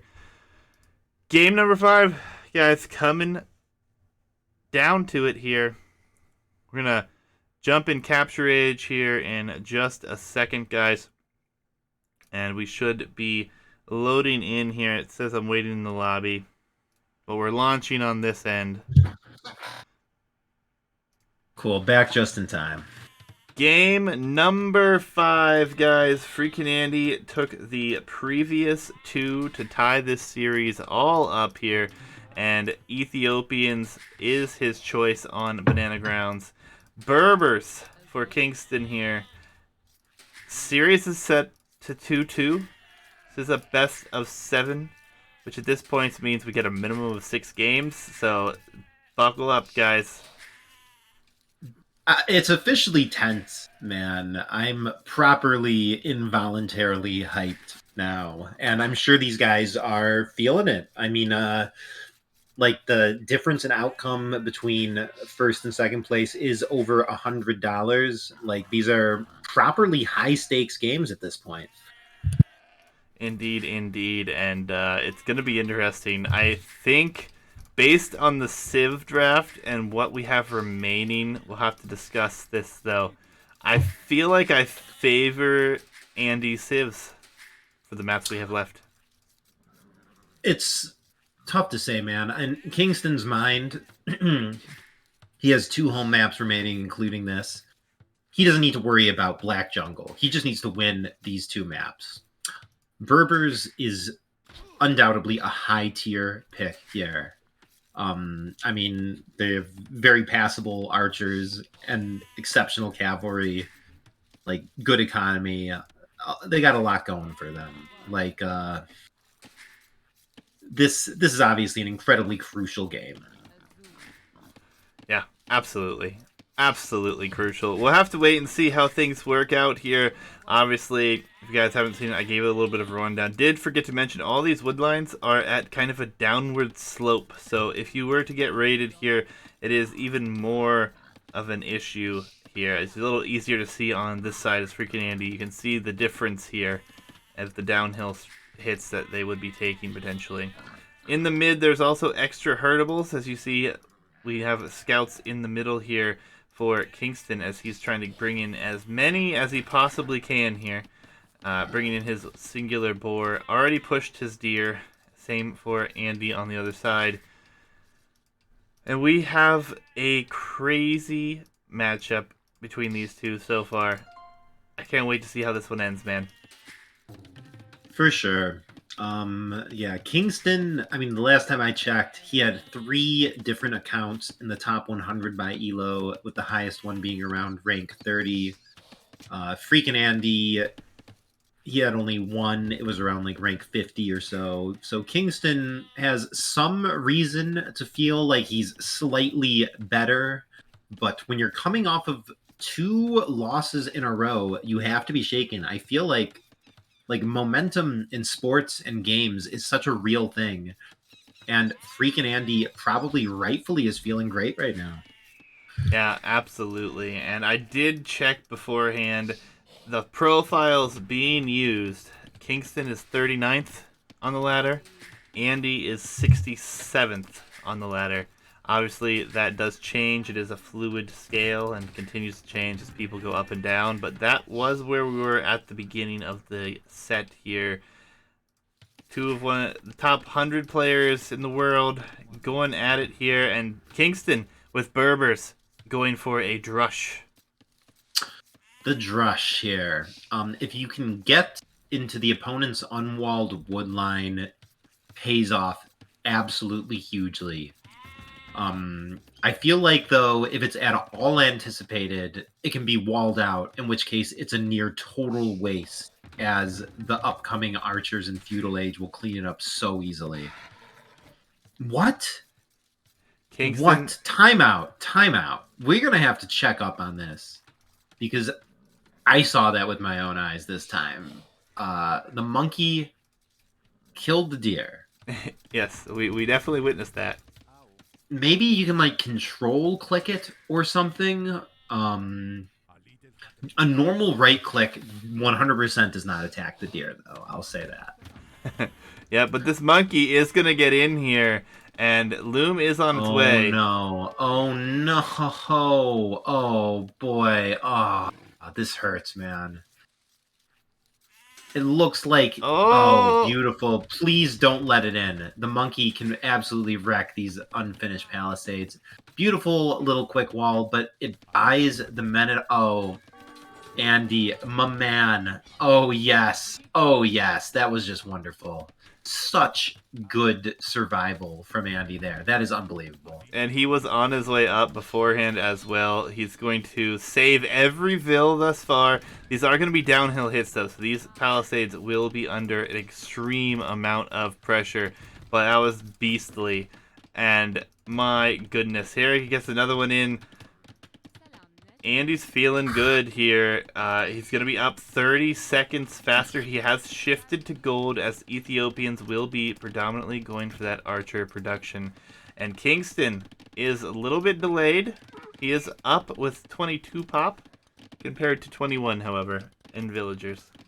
Yep, and I mean, he has expended a little bit of resource on these militia. It's probably paid for itself in the disruption that it's caused to the economy, but overall, it's a bit of a wash. I wouldn't say either player has taken an advantage at this point.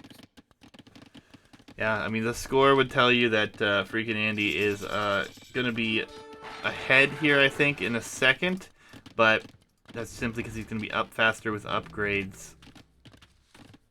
But actually, Kingston still higher in score. Interesting. Guess that one Vil? And maybe Could some be scouting. Yeah. Yeah. Okay, horrible scouting for Andy. It's- The score difference is scouting. 100%. Palisades going to have to be repaired here, but we will have the archery's range down. It will be coming out. And Monkey's going to trade off here. I think that FreakinAndy's probably the best thing to do is just to delay this from doing any damage with that. Getting the archers out is going to be really important here. Yep, and I noticed the Kingston is not tasking that monkey to the Palisades as often as he should. I think it's possible, even at this point in the tournament, the Kingston has not realized how incredibly beastly that monkey is versus Palisades and houses in particular. Yeah, and some good damage here. The Vil's going to potentially go down. Monkey blocked. Oh, beautiful. These players, man, the way they do some things at the last minute and also like extract the maximum value out of everything is a little bit unreal sometimes. Like FreakinAndy, the amount of damage distributed to all of his units is so great. But in the end, he's only had one unit go down, and I guess that's his monkey. Yep. Yeah. Clean, crazy, quick micro. Just beautiful. I think this is Drush FC for Kingston. Because, nope, there's an archery range. There's skirms. Yeah. Never mind. This Didn't see map, that. bro, the natural food is so little to Drush FC. I don't know, dude. Like, you have nothing but farms so early. Yeah, these players have 8 and 9 on farms, respectively, with almost no food in the bank. Since removing the boar from the middle, this is the proper feudal map you guys wanted it to be. I agree, which makes me even more excited. Fletching is on its way in here, but skirms will take a better exchange here as Andy going to lose quite a bit here. Very unfortunate, but it could have been a lot more costly. Now that he sees the opponents going skirms, he has halted his own archer production. His base is decently fortified. The skirms aren't too scary. In the end, he lost 2 archers. Ain't the worst thing. Yeah, he will be harassed on the gold here. Looks like he's going to run. It looks like, actually. He's just going to pull this back. He has enough gold to go up, so maybe just going to go into the farms. I mean, Kingston is going for exclusively defensive military units now, so it would probably be correct for Andy to rush to the next stage. He still has 200 stone. He's floating enough gold for a round of food purchasing. He's got a ton of farms. He has no military production. It does look like Andy's going to click up quickly. But I think Kingston's going to be up faster. He has larger farm numbers. He's getting the market up with haste. He wants to sell the stone first, I believe. As he does deny the market, yeah. Selling that what is stone this, death faster. match?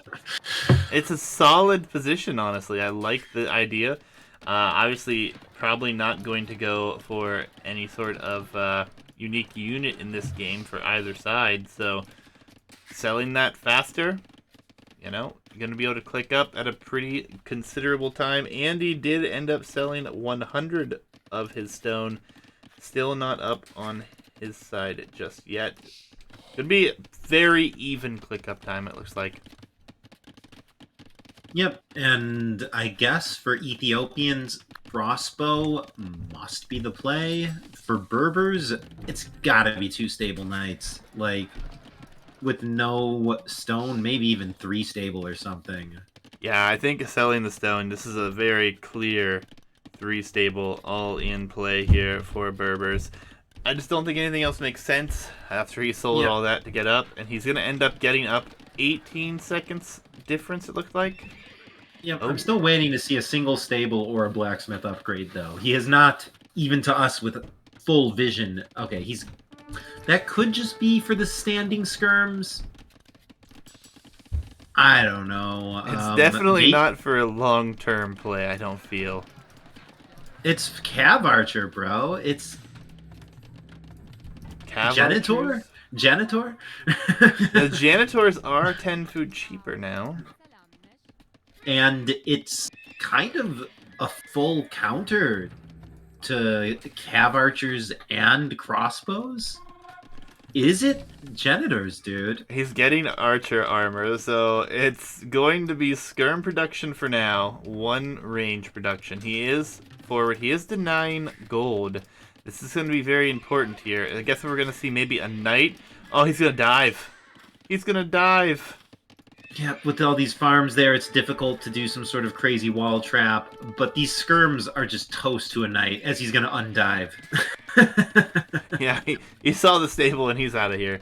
Not necessarily a bad choice to abandon ship. Yeah, and honestly, getting the information on the stable is something. It's worth, like, the HP sacrifice, as I'm not sure he actually lost a unit there. In fact, I know he didn't. Those skirms, man, were really holding up well to the TC fire. Yeah, but now we have the knight switch coming. One knight out here already, as it looks like Andy will only make a few, I would hope. He is going to go through a 3 TC boom here, though. I'm loving this for Andy. Kingston, oh my god. He got like caught up between his decisions there. He's adding ranges just to not add any more ranged units. I mean, he's trying to switch into knights, but Andy's going to have a nice eco advantage plus monks. I mean, I guess Kingston's going to pivot into, yeah, at least 2 stable knight production now. Look how close the Siege Workshop is to the line of sight. That is fortunate for Kingston. Indeed. Going to be a second town center here in the mid for Kingston. Looks like he had to purchase that. Going to be able to come out to the middle, though. Going to have 2 range, 2 stable for the time being, and a forward siege workshop here. Yeah, this is going to be tough for Andy, but actually, I don't know. What is Andy's gold situation like? He might actually soon have a really hard time taking gold. He will indeed. The the subs from Hitch. Thank you. Hope you guys all enjoy. Thank you, Hitch. Appreciate it, man. Yeah, the gold is in a terrible position here, as it's not looking good. The pikemen switch potentially inbound here.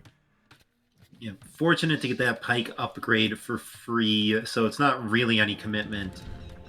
But this mangonel guarded by knights, is this alone going to basically be enough to completely take Andy off gold?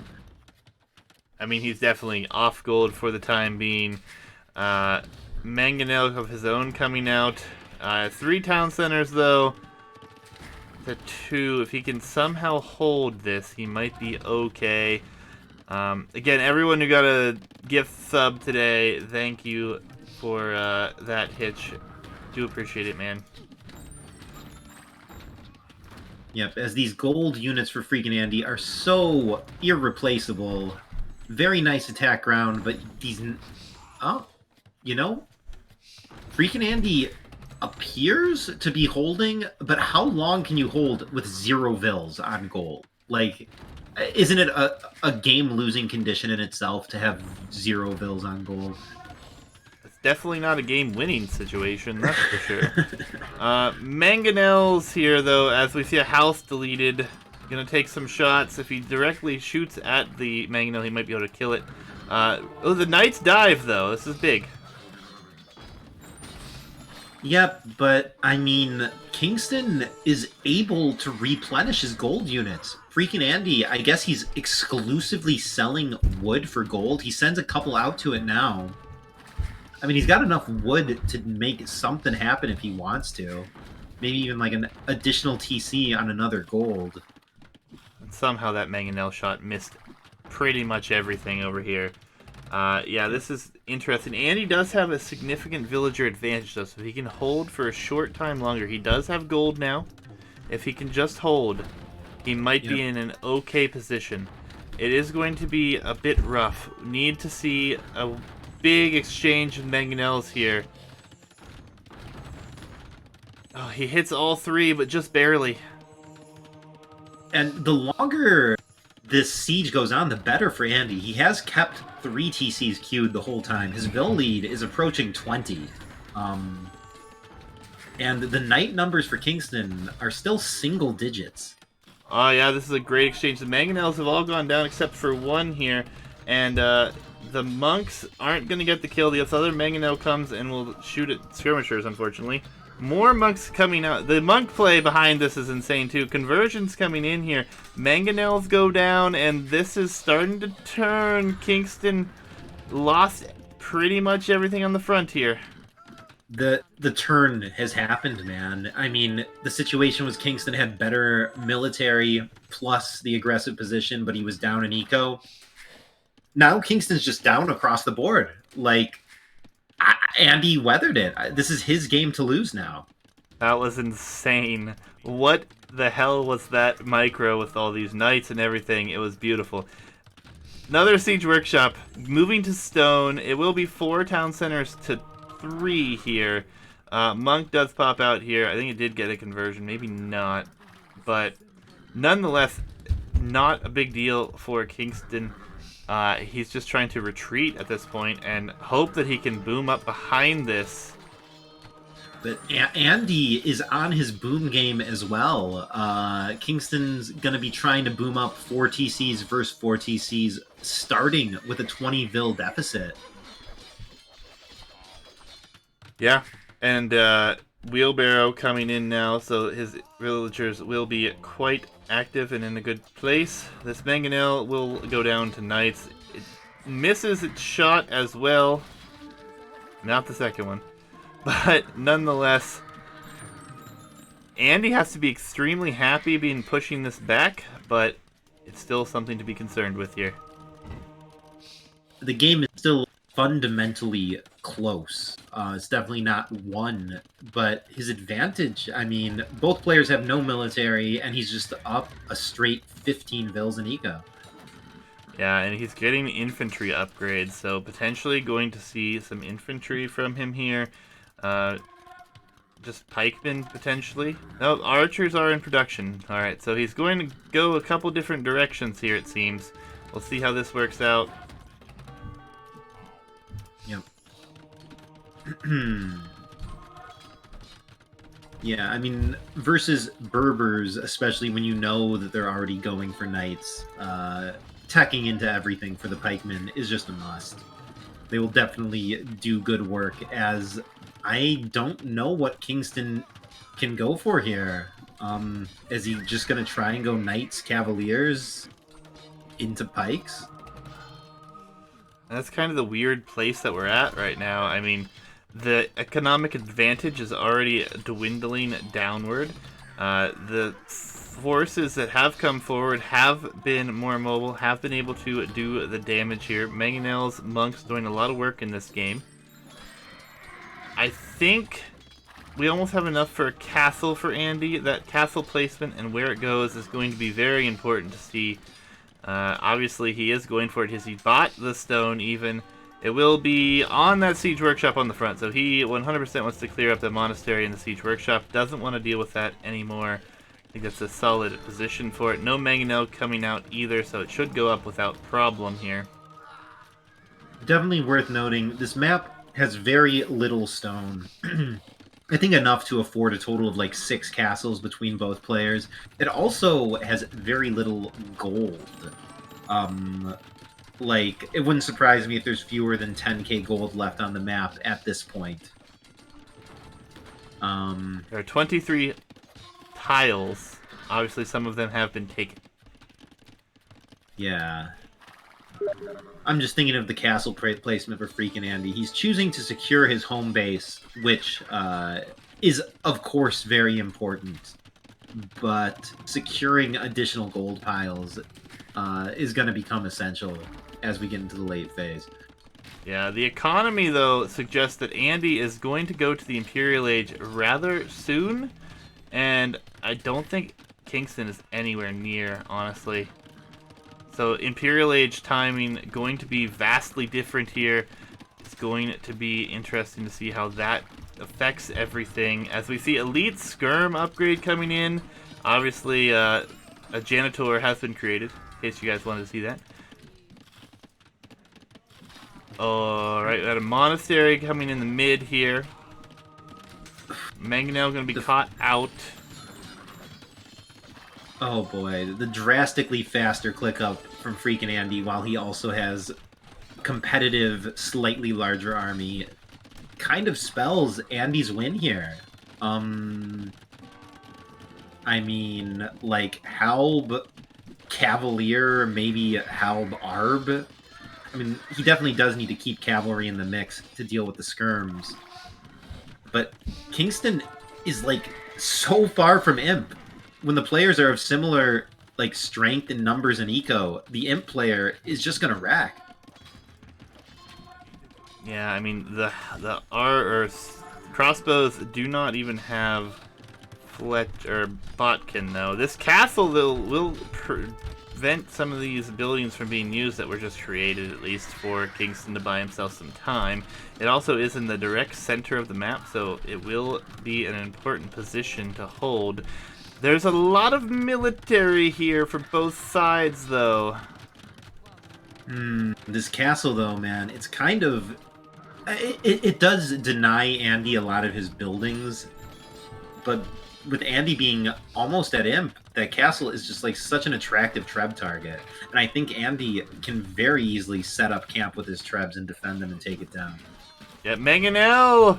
Oh, the skirm numbers will just go away here. Oh, that's that's the bulk of KingstoNe's army right there. Yep, and as Imperial Age comes in, KingstoNe is getting close. Halb upgrade is selected first. A university was tasked to be built here, but has yet to go up, so will not be bombard cannon. Treb's being queued here, and will be going up. The skirm numbers, all of them went down except for one, and he has a few more that were coming forward here. Military numbers as a total are even at the moment. Yep. I mean, KingstoNe's going to get pushed back for a moment here, but he might still be close to full strength by the time he hits Imp himself. But with such limited stone and everything on the map, losing even one castle is pretty harsh. Yeah, and things are dead even for the most part. Villagers 135 to 136, military 21 to 20.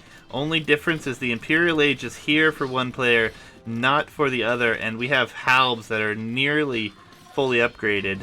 Just missing blast furnace, which is on its way in, and plate armor. These trebs should be near impossible to snipe, as he does go for some villager picks here. These knights could be very annoying, but should be a barracks in the back producing for that position. KingstoNe is housed, and he could be even more housed if this castle goes down, and it looks like there's no stopping it. It's going to go down here. The knights could get in here and do a ton of damage, though. See if we have a reaction. Looks like halbs are headed in that way already. Quick walls, get in Insane. just in time. Dude, that should be illegal. That was... How was he even watching that? He was preparing with halbs over here as well. This castle will go down, and all of a sudden the map control is going to directly switch, as we're going to have scouts, just scouts, no upgrades on them, against halbs with some skirms. There are some knights mixed in here, trebuchet numbers, even Shotel warriors jumping into the party. Yeah, this looks impossible for KingstoNe. He's continuing to add skirm and cavalry, but he doesn't have a castle. He's just getting pushed. It's 41 to 12 military. KingstoNe needs a miracle, man, and it looks like he's just kind of staying the course. I think Andy has this thing buttoned up. Andy is getting onager. Yeah. So he is looking to push for the kill here, apparently, as everything's cleaned up. Both players sitting at 130 plus vills. Castle goes up in the base here. So it's going to be siege, pike, push. I wouldn't expect any more knights to be produced onto the map. Maybe just to try to run in for some raids. But KingstoNe looked amazing in games 1 and 2, and he's playing at a peak level, but Andy looks like he's going to take the third straight game here in a row. I mean, there were two key points of the game where Andy blew me away, man. The way he defended the Drush, and then the way that he defended that early siege knight push. Both of those were ridiculous. I like cannot fault KingstoNe's play whatsoever. Absolutely agree. For every top play, there's a top counter play, man, and FreakinAndy repelled a couple attacks and has just snowballed an advantage since then. Yeah, and he's trying to produce janitors. Another castle's going to come forward. This knight over here is just plundering the farming economy that has moved down here. everywhere you look, it is green coming across the map here. And even the repair bills are going down here to the Pointy Boys.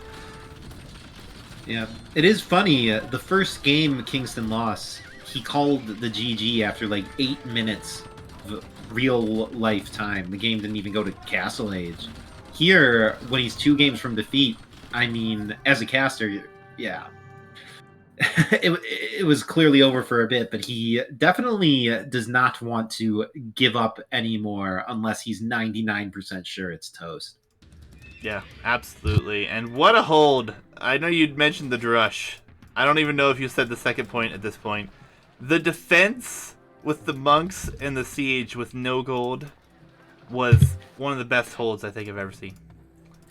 Yep, and all the while he was doing 3 TC production, so the second the military got pushed back, he found himself in an advantageous spot. Kingston tried to boom back into it with 4 TCs, but FreakinAndy didn't give him an inch. Well, Kingston has a home map left. I'm sure we will see his finest play in this next one. Yeah, we're going to Monkey Lanes, which is amazing, and I'm looking forward to it. We still have Franks left on the map here for for FreakinAndy. So as far as civilizations remaining, we have Franks, Celts, and Mongols, and then we have Aztecs, Turks, and Britons. Turks, I don't think is getting played today from Kingston, unless it's on Black Forest. I don't know. It's gonna be interesting here. Yeah, all I know is that FreakinAndy just needs one more win, and he has 2 of the undeniable top tier Black Forest civs left. Kingston, I mean, Aztecs and Britons are both top tier for lanes. I'm sure he can pull off the win there. I say I'm sure he can pull off the win there.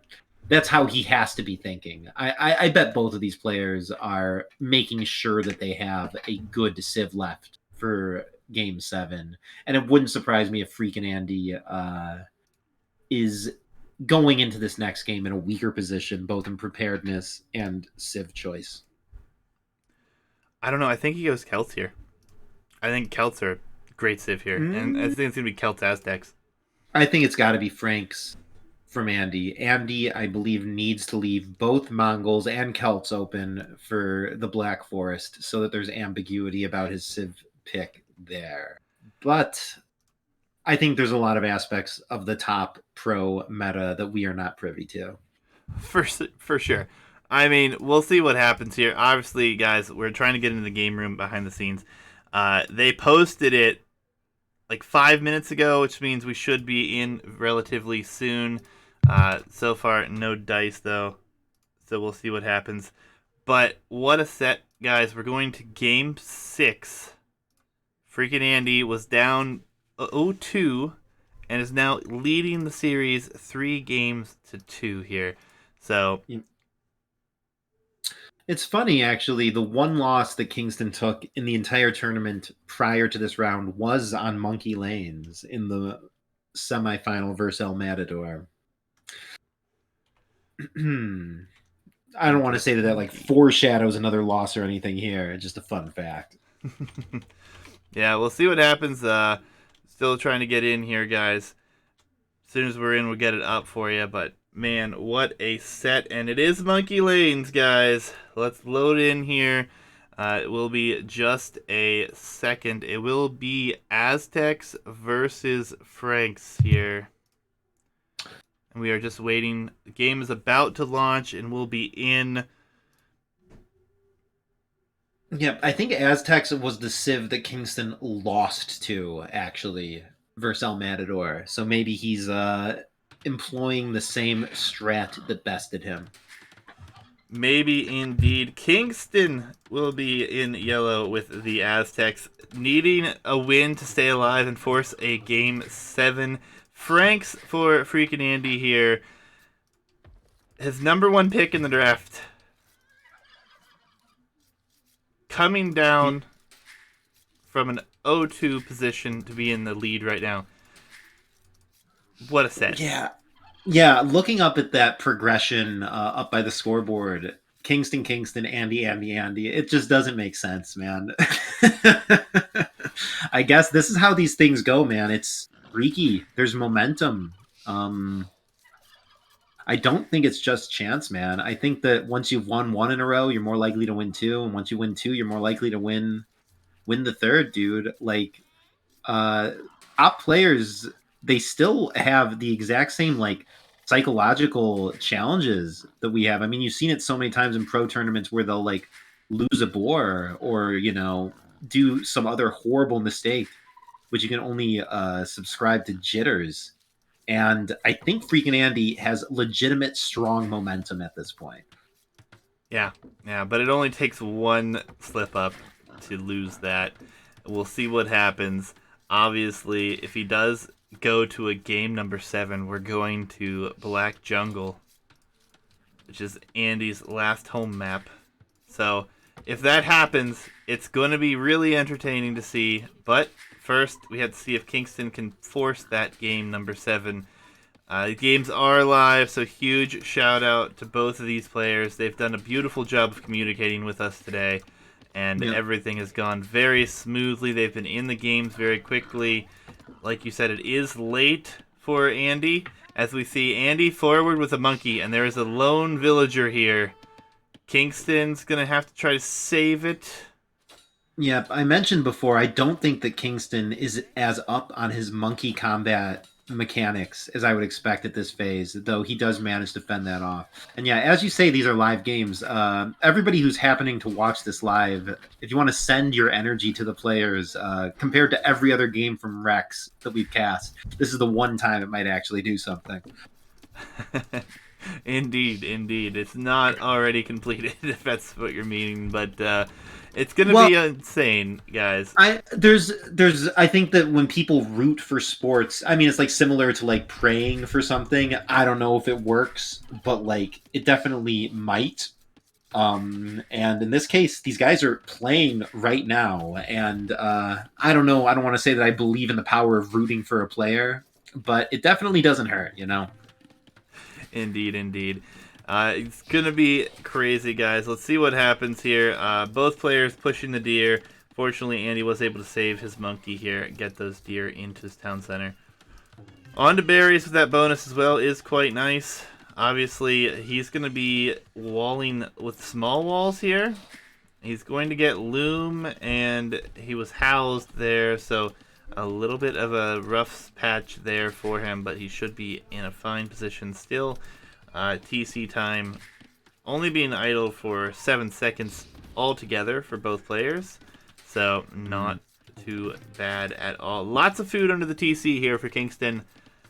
Maybe going for an early archer aggression here wouldn't be too surprising. I feel like a two-man drush on this map has been underutilized in the lower brackets, but I feel like we've seen it a few more times here in this upper bracket. I think the lower bracket, we saw mostly Man-at-Arms towers, I feel like, or late game battles. Not The so much with two this thing. mil, yeah, the 2 mil, especially the 2 militia, especially the pre-mill 2 militia drush, is definitely a build that you don't see at lower levels. It just like requires a lot more precision in the build, plus like micro intensiveness. Um, yeah, I mean, Freakin' Andy is braced for it. However, for Kingston to drush him, I think would be a total mistake. Um, and on the other side, yeah, Kingston is also starting to wall up a bit. Oh boy, as a couple turkeys get lost to Kingston, that actually hurts quite a bit, man. That's got to impact the build. Yeah, I mean, I don't know. It's going to be close here. We'll see what happens with this. Feudal Age times are near identical. Barracks being forced down in the front here. 21 popping up for both here.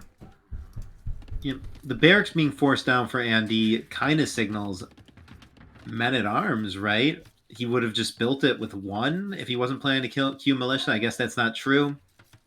All right, it looks like they're both. Oh, Kingston is going for Men-at-Arms, while FreakinAndy, I guess he could either be going ranged units or scouts. It's so weird, man. People in the pro level seem to be opening scouts 0% of the time, in my observation recently. I agree. It's very predominantly drush or prepare to be drushed, or man at arms rushed, I suppose. But the same principle applies. Archers and ranged units always here.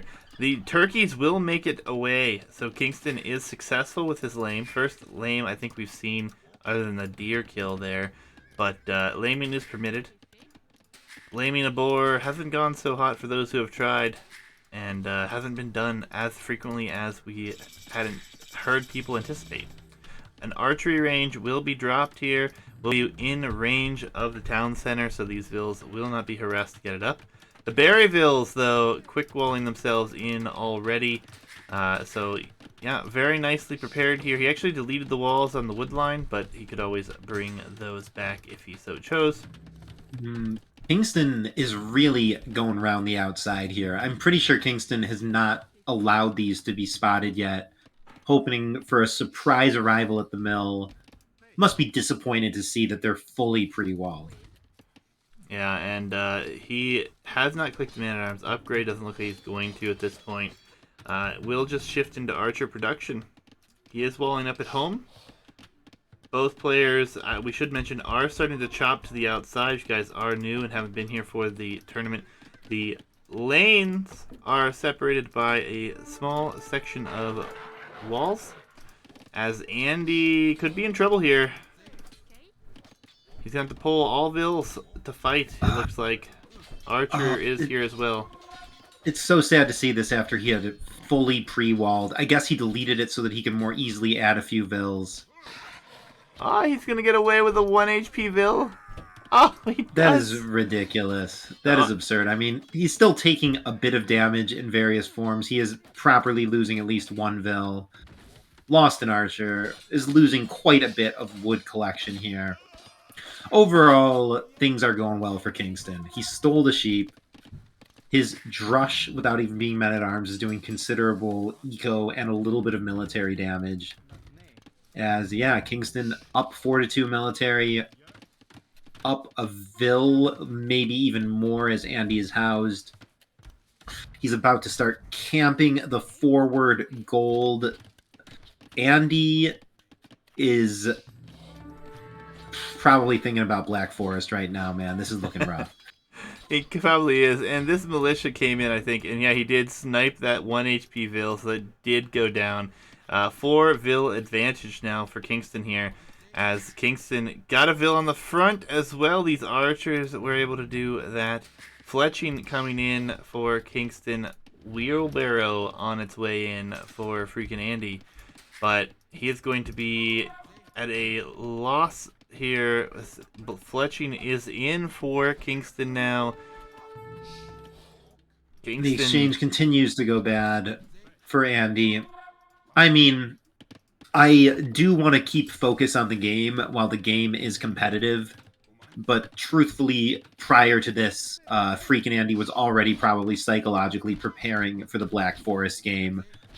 He was going to play this one seriously and his hardest, but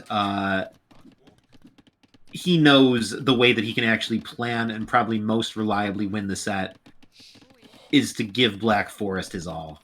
Yeah, this looks like it's already over, and it is. We're going to Game 7. It will be on Black Jungle. This is so funny, man. When we added Black Jungle, rather, to the map pool, it was slightly controversial. We were worried we'd see like a lot of 3-hour low elo games, but it was like barely ever played before the Pro Division. And then in the Pro Division, the games never even go to post imp. Like, they always end in early imp at the latest. And now we're going to a Game 7, like $150 final on Black Forest / Black Jungle. Yep, it's going to be absolutely insane, guys.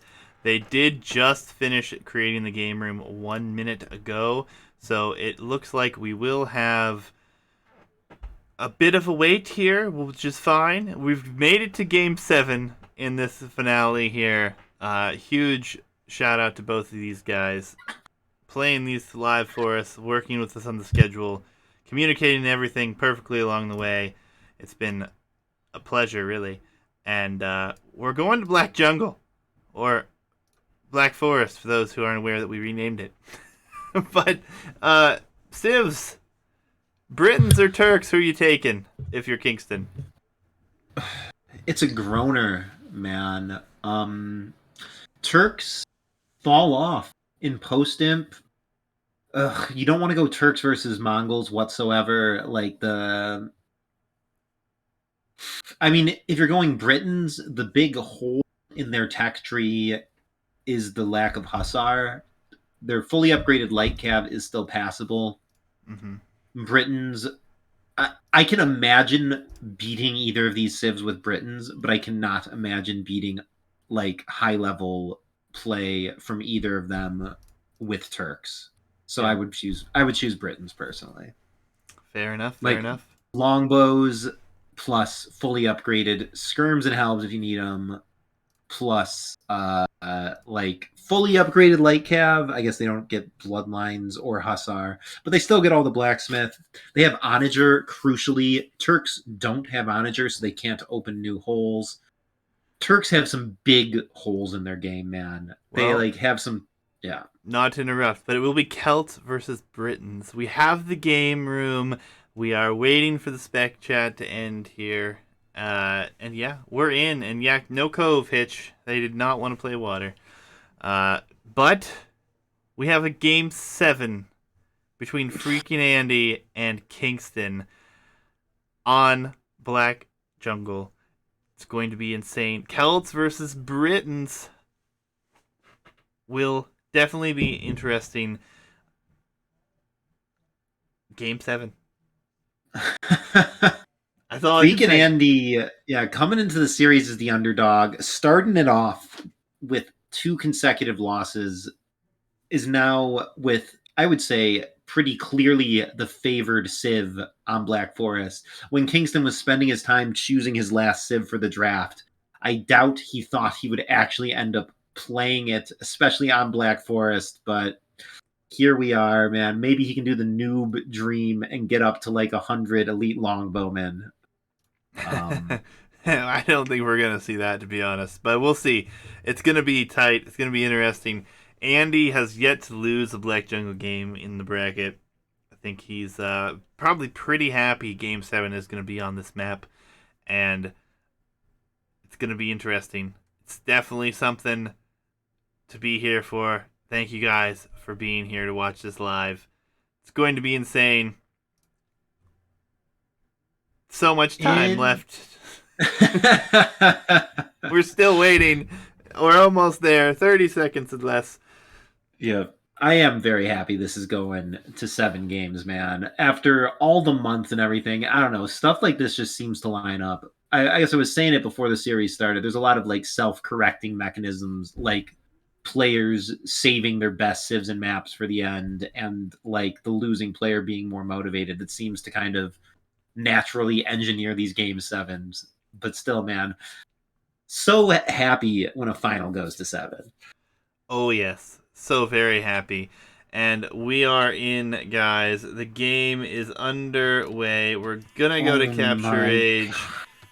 We're Look at the map. Look at Kingston's territory. Is this bugged? Can you look at that choke to the right of Kingston's TC? Is he able to pass through to that land? Like not this choke. The choke up a little bit.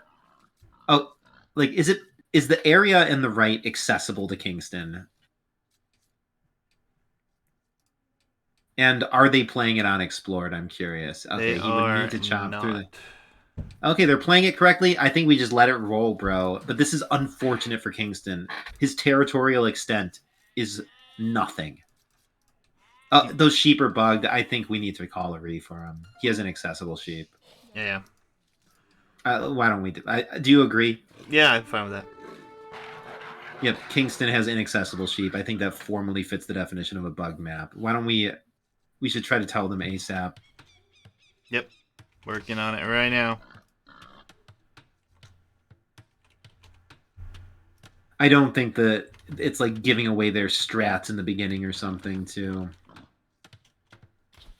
They probably have Discord muted, unfortunately. Yeah, I'm gonna call him. I'll be back in a second. See if we can get a hold of him. If we do end up needing to play it out with 2 sheep down, that's not the worst.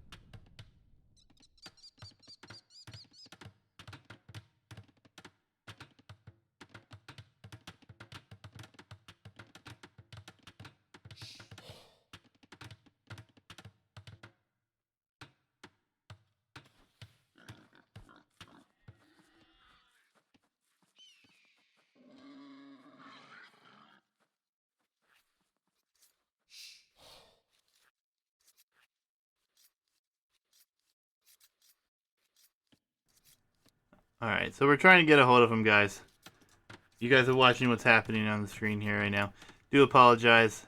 It is just 2 sheep, which is unfortunate. Sorry, Jabari. I had left. Alright, looks like we got a hold of them. I believe. They did pause here.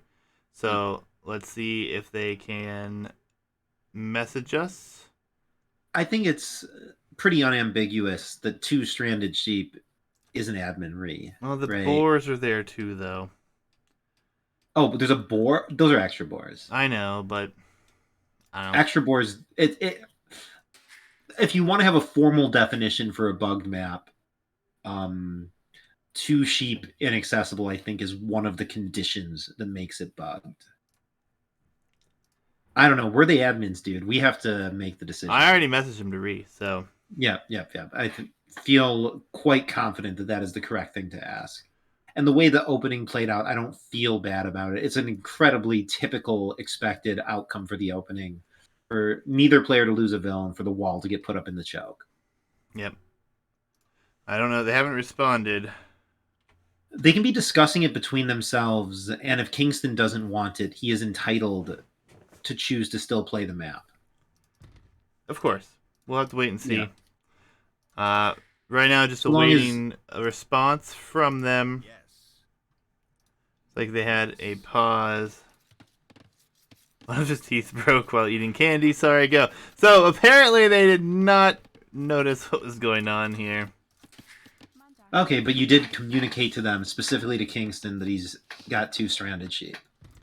I have messaged them both to re, and we have not got that through them apparently. Well, but if it's played out to this point and they're not restarting, then this is the game. Yeah. All right, would you mind resharing your captures? It really is just 2 sheep and some territory, and he'll probably chop through there at some point. It's hard to say, man. Yep, it is. All right, guys. Well, we'll see. I guess they're gonna play it. Bit unfortunate for KingstoNe there, but see if it doesn't affect anything. They probably aren't too upset about it. Like you said, 2 sheep. Yeah. I mean, it's also the territory. I mean, I guess this is what we were kind of asking for by going with the retro gens. One of the things that they did improve with modern versions of almost every map is the frequency with which it's bugged. Indeed, indeed.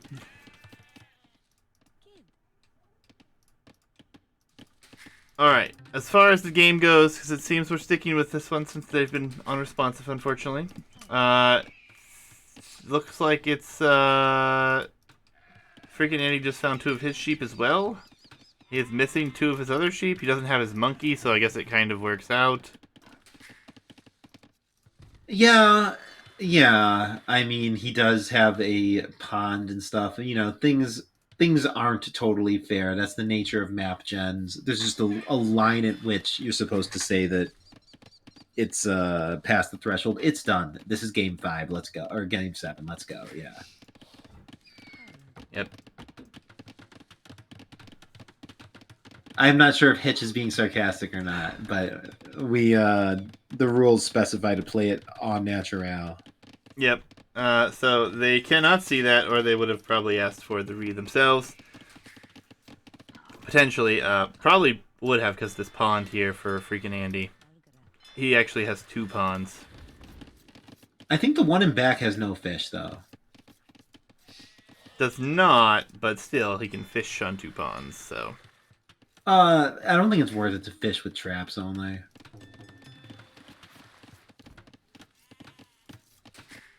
Alright, villager count here, 25 to 24. No villager losses. The only thing that went down was a monkey for Andy here.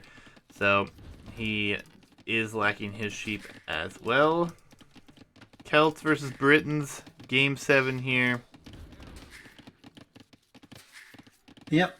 I'm a little confused how Andy has the Vil lead plus 30 seconds TC idle time when there's no eco KD. Even if it's a loom versus no loom situation, that doesn't add up. Yeah, there's loom for Oh, the fishing ship, both. the fishing ship. Yeah, the fishing ship. fishing Yeah, ships.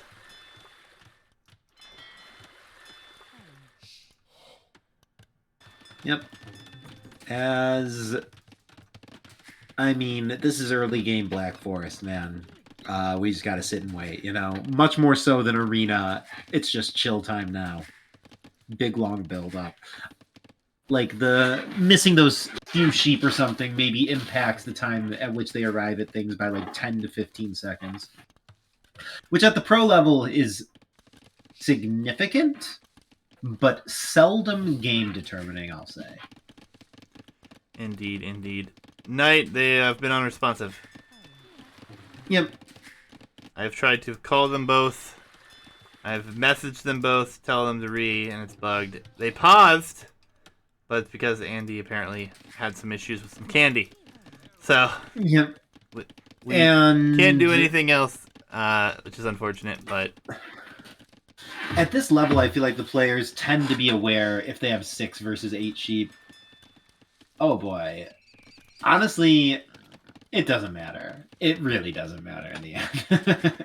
I think the presence of a pond is a bigger game changer than the accessibility of 2 sheep. Candy and Andy run. Yes, this is true. Alright, Feudal Age is upon us for... Well, I guess for just KingstoNe. So KingstoNe is going to go into a fast castle play. And did Andy forget to click up here? Andy hasn't clicked up. He's not racking up a ton of idle time, so it's definitely not a forget to click up. It's just a late up. And if you're confident that the wall is not going to get pressured in mid-game, there's nothing wrong with it. Indeed, indeed. We'll see how things work out here. Black Forest things, guys. Yep, as he is actually docking the fishless lake. I guess he really wants that fish trap boom. I'm sure that he has done it before and knows that it works. He's not improvising this just for the finals. So, ton of Vils on wood, plus a fish trap boom in Feudal Age, I guess is his play. I don't know if I like it, man. Fish traps fall off after a while. I'm sure he's done it before, and he knows that it's better than straight play, but it doesn't seem like it would be to me. Yeah, I mean, usually if you have a duck, you go for the fish boom, though, or if you have a pond, rather, you go for that. Looks like we have a few vills taking some stone here for KingstoNe, maybe just in anticipation to drop down the town center that will be in that area. He has yet to build a lumber camp, but they are still working, keeping themselves busy. Palisade wall galore here in the center.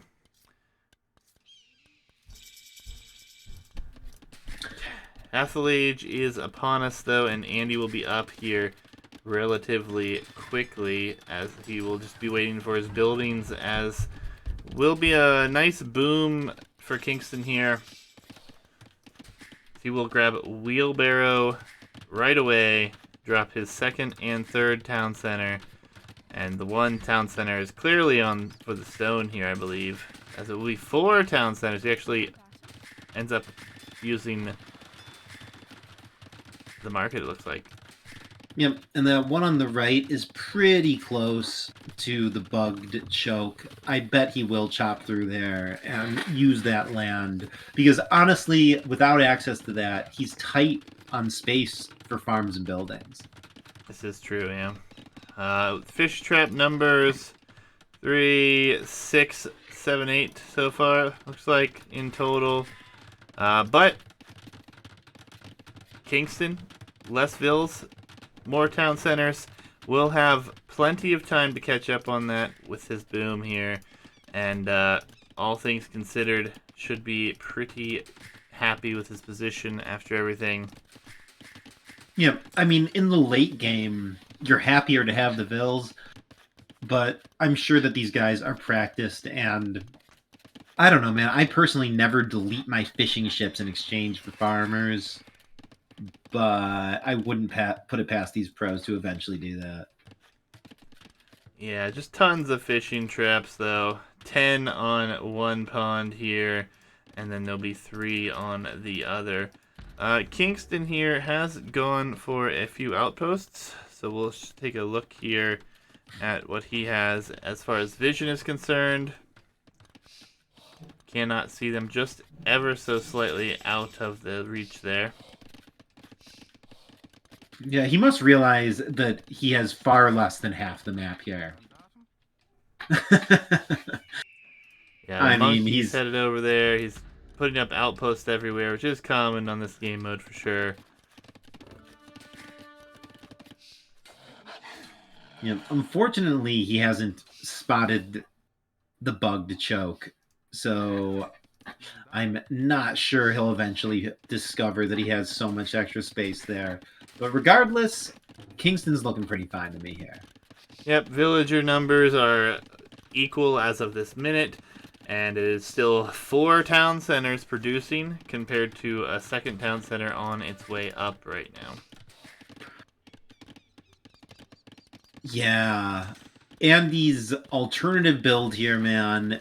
If it is any better than Kingston's straight 4 TC boom, I feel like it barely is, as Kingston is now pulling away in total eco units. And having more of them as villagers is just, like, isn't it just strictly superior to fish? Don't they collect? I guess the only thing that fish on traps do better is that it's like more efficient in converting wood to food. Yeah. It'd be interesting to see what we have going for Andy here, as he is kind of flirting with Imperial Age res. But there comes the third town center, okay. So I didn't see him commit to it, so I was kind of interested to see what was going to happen here. As we see some deletion here of the Palisades, just to build some stone walls here. So Andy wants to make sure he is safe from any sort of pressure that could be coming in here. There was a beautiful quick wall that we missed from Kingston, it looks like, but the wolf has been trapped. And actually, he lost it. He actually somehow trapped another one in here, and then lost this is the last one here. Both players going for the outpost blaze here. Oh, Andy, did he miss one of his original boar as well? Looks like it. I mean, he did lose his monkey right away. And missing an original boar would kind of explain how he's actually behind an eco, despite, you know, having the extra sheep and all the fishing. Yeah, Britain Town Centers being cheaper too helps out a good bit. Again, the man over here dealing with the wolves, not going to be an issue this time. Is going to get those houses down. University and a monastery for Andy. It looks like we're going to the Imperial Age really soon with him. With a lot less vills already. So, But why? Does he just want to like start the onager research quickly? He's not geared up to bring the fight to Kingston, as far as I can tell. no, I mean, he's going to have less vills. He is going to be up faster. And he will drop immediate Siege Workshop. So, All right, I think it's just to get his tech rolling sooner. Especially if you want to go like siege onager, the total research time for that is pretty considerable. yeah, absolutely. Yeah. Imperial Age, though, not all that far behind for Kingston, and he is on the way to the Imperial Age. Will be Siege Pike, I imagine, from Andy here. I don't think would be anything else. Siege Knight is an option, but it's intensive on gold, and you obviously want that gold for your siege. We have a battering ram in production here, actually, from FreakinAndy, so he wants to put some pressure on. Yep. I mean, versus Britons, the ram line is just golden. I mean, this one in particular is probably just to hit the walls, but I would expect to see those produced throughout the entirety of the game. Yep. If you're Britons, what are you planning to go here? Just longbows? Longbows is the quote-unquote ideal comp. You need some melee unit. It is tough. Like, theory crafting, the Celtic siege ball, including rams, is difficult for the Britons to deal with. And actually, would you mind sharing your game on Discord again? I've actually just been casting from Twitch this whole time. As the action starts, I think that's gonna get a little more relevant. Indeed, indeed. Yeah, let me send that back over to you. There we go. I think you should be good now. Thank you.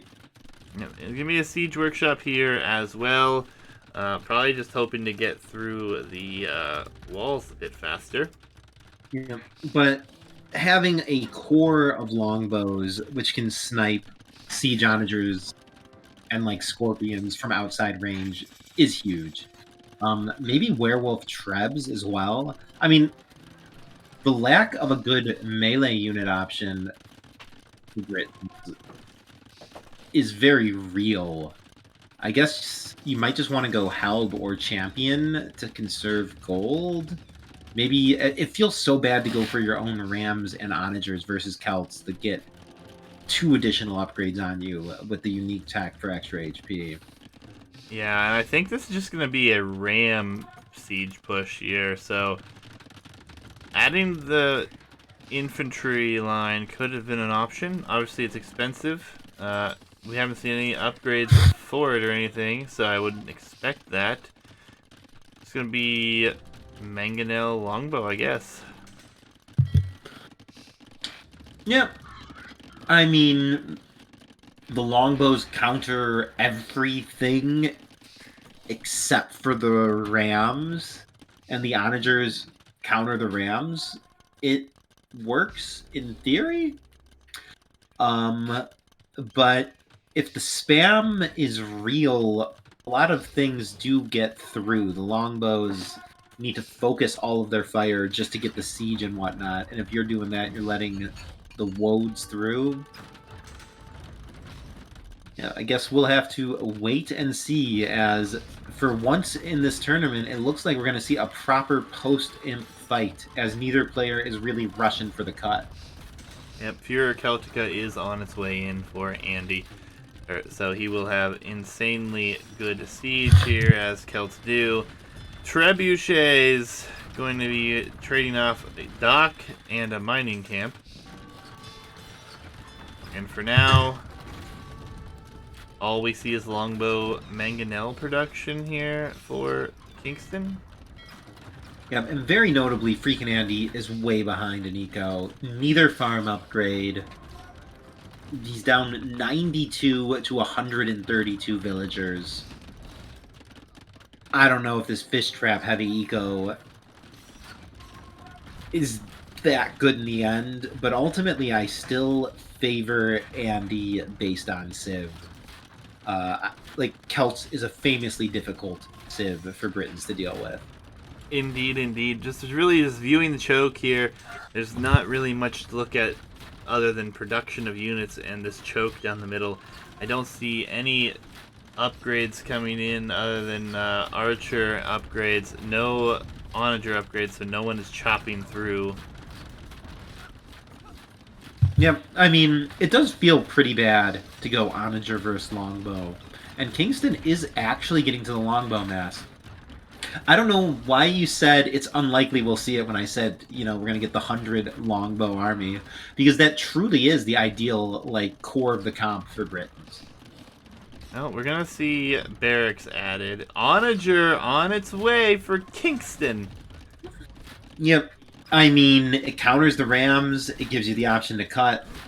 Definitely a worthwhile technology. I mean, it was one of the notable weak spots when you were considering the tech tree for the Turks.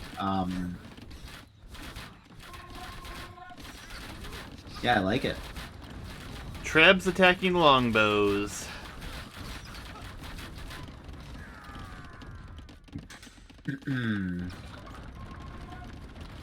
Yep. As Kingston definitely needs some siege here. I guess he'll just go for a cut rather than pushing the choke. But once the cut is made, I don't know. Kingston's compact base is actually looking pretty good now. I was saying he'd miss all that space, but the fact that almost every square inch of his base is covered with castles actually feels really safe. He's not vulnerable whatsoever to just scattered raids. Yeah, I'm curious though what we're going to see here as Werewolf does come in. So Onager, Werewolf Treb, longbows, which are elite now. Yep. And he's not showing any onagers until he has the upgrade, plus siege engineers, plus 6 units.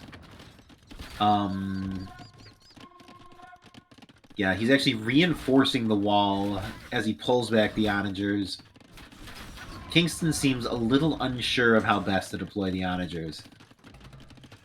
I mean, I think his best bet is to go this direction and chop to the back of the economy and try to redirect the position while pushing with Trebs, but the siege rams are going to be here. The pikeman numbers are growing, soon to be halved. Barrack numbers are getting up there as well.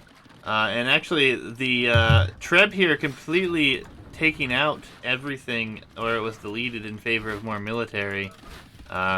Which is full siege. There are some woads on the map, but not a whole lot of them. They are not elite woads. Siege onager now, or no, just onager for Andy. Sorry. Yep, and funnily enough, it's kind of reached the phase of the game where early game eco no longer has any bearings. Both players are going to just get very comfortably pop capped with healthy queues and resource banks behind it. This is proper post-imp play. There are a lot of onagers on the field, so these rams, Kingston knows that they're going to be coming. He's choosing to take out Trebs with longbows, and he's going to trade off. It's going to be an interesting trade-off, that's for sure. The onagers and the Trebs, I feel like with Werewolf Treb, probably the better option here. Elite Woad Raider is on its way in now. Yeah, honestly, a Briton Deathball, Elite Longbowman, Werewolf Trebs, and Onager feels impossible to break. I mean... Andy is going for the cut. Yep. I guess the way you break it is by not engaging it and just streaming some woads into the enemy base. But he's cutting right into a stronghold of castles and barracks. Yeah, we'll see what it looks like here. Obviously, it's going to be a very important thing for us to pay attention to here. But I think with this being seen, this choke point could soon become a very non-issue here. There are going to be a bunch of castles in this area. Yeah, but these Rams, honestly, they'll take out at least one castle, I think, before the Onagers make it over. I don't know, there's a lot of help. Oh boy. Yeah, these unprotected Rams are actually possibly going to go down for free. There's one siege, not even siege onager, just onager here. And here comes the charge down the middle as the walls are attempting to go up, and the longbows are no longer to be found over here either. So the raiding force is going to get in. The trebs here are exposed. Oof. The Yeah, distraction has worked. yeah, Kingston with only pop space for 22 longbows is completely letting these woads run into the most vulnerable part of his base now. Pro walls from Kingston there. Oof. Big onager shot, yeah. Okay, so fighting in multiple areas. Honestly, maybe this is the point at which Celts shine. Oh, the siege is just so much more population dense. And, like, the Celt siege has such potential to take incredibly good engagements. If the fight's going on in two areas, it seems kind of inevitable that the Celt siege is going to just take such good exchanges. Siege, onager, tribute, middle, praying on its way here. It's coming down to the wire here, game 7. These Rams, I don't know if they're going to get much done. Looks like they are going to turn and run for now, but the onager, which will soon be a siege onager, on its way. Yeah, I mean, so if you're looking just at gold efficiency, I don't think that Kingston suffered huge losses there. But Kingston, I mean, losing all of his onagers. I still favor FreakinAndy a lot, but Kingston's really making this look possible as Britons. Yeah, absolutely. Things are getting interesting. Stonewall's coming up, but there is an onager, soon to be siege onager. There it is, going to be over here. So that could just be chopped through again. The choke over here is getting really tight. The onager, siege onager gets sniped, so these Rams again probably have to turn and run here. Yep. Man, the extra HP on the Celt siege, though, is just so tremendous here. These units don't really seem to fall, but at the same time, I don't think Kingston's lost, like, very many longbows whatsoever since the hard fighting started. Oh, there was a big shot, though, as you said that. Ugh. Yeah, that... Honestly, you can afford to take 0 to maybe 1 of those per game. He's got enough leftovers and enough res to possibly repop that. But we're already getting to basically the post-gold phase here. Like, that longbow core is an indispensable part of his army. That's the only thing that potentially keeps him from dying to onagers. And it's gone. I think the Celts are steamrolling from here. Yeah, the longbow mass is just not around now. There's not enough of a defense here for Kingston now, as I don't think he can hold from this. The trebs for Andy deploy here. Well, he's choosing to use his gold on swordsmen. He's given up on the idea of longbowmen. And, I mean, swordsmen into a Celtic siege death ball? It was with the range of the longbowmen that I saw this theoretically making sense. I believe FreakinAndy has this in the bag. Yeah, it's looking like that for sure here. The longbow numbers are only 20 now. Two-handed swordsman is in, but there's only a small number of those on the field, as well as the military population is over double. FreakinAndy doesn't look stoppable at this point now. It was a slow burn, and it all seemed to break at once. But it's broken now. It's 200 to 100 pop. FreakinAndy coming back, starting off 2-0, closing it out on Black Forest with a classic Civ matchup, reminding us all of why Celts are so strong here. Yeah, FreakinAndy, nobody comes back from this, man. I appreciate the effort, but GG's.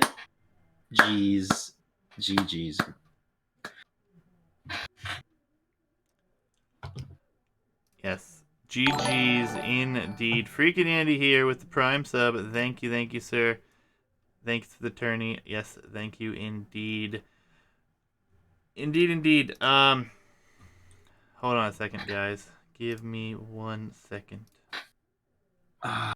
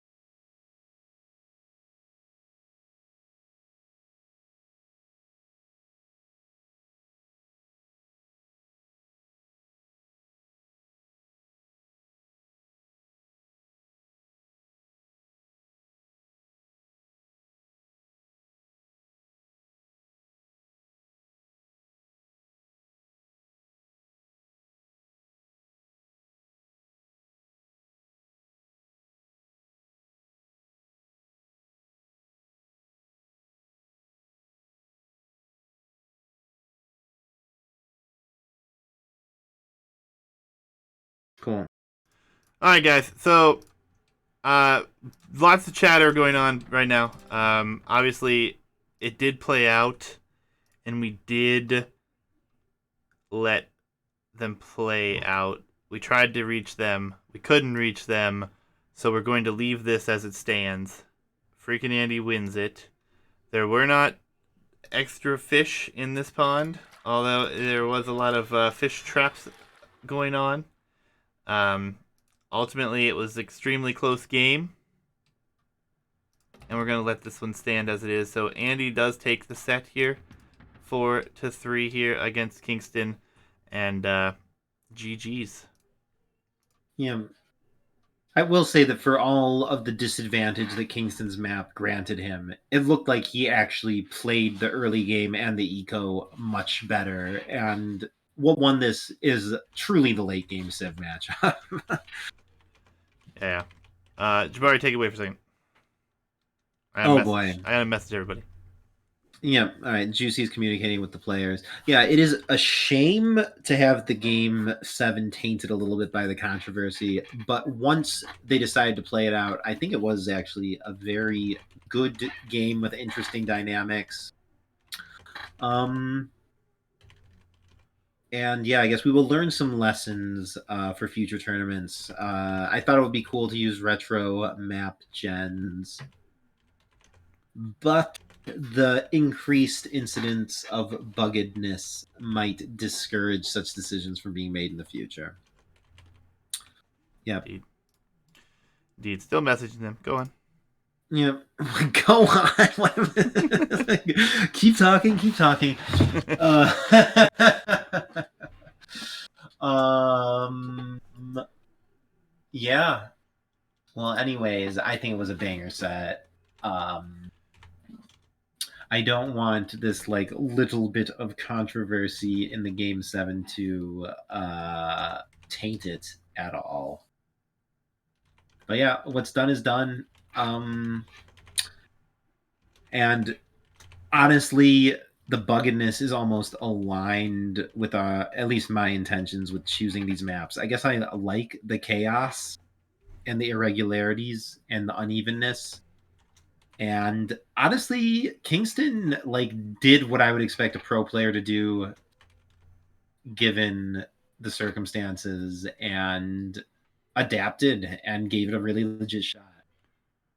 And Hitch asked if I will be hosting or helping with future tournaments. I'll offer to help in some capacity. I don't want to say no explicitly, but I'm not rushing to host another. Fair enough, fair enough. GG's to both guys. This is how this one comes to an end.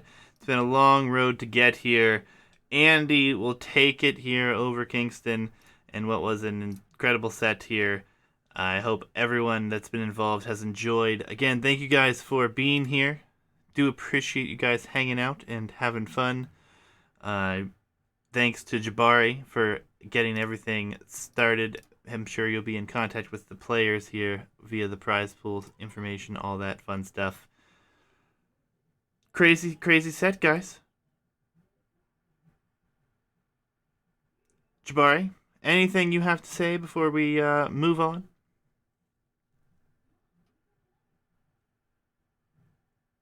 Jabari must have bailed on me or something. Oh yeah. No. Sorry. I muted my mic. Yeah, no, I think that I've said a lot in the last few minutes, and I have nothing more to add right now. An unfortunate situation with the bugged map for sure, but you can't just replay a game 7, man. Perhaps we should have planned for some contingency to help us to call admin rees, especially given the slightly off color map pool. Mm-hmm. But it is what it is. Indeed, indeed. GG's, guys. I hope you guys enjoyed. It was hell of a set, regardless. And we're going to say farewell to Kingston here the only way we know how and have been for the last time, actually. It feels kind of weird to say.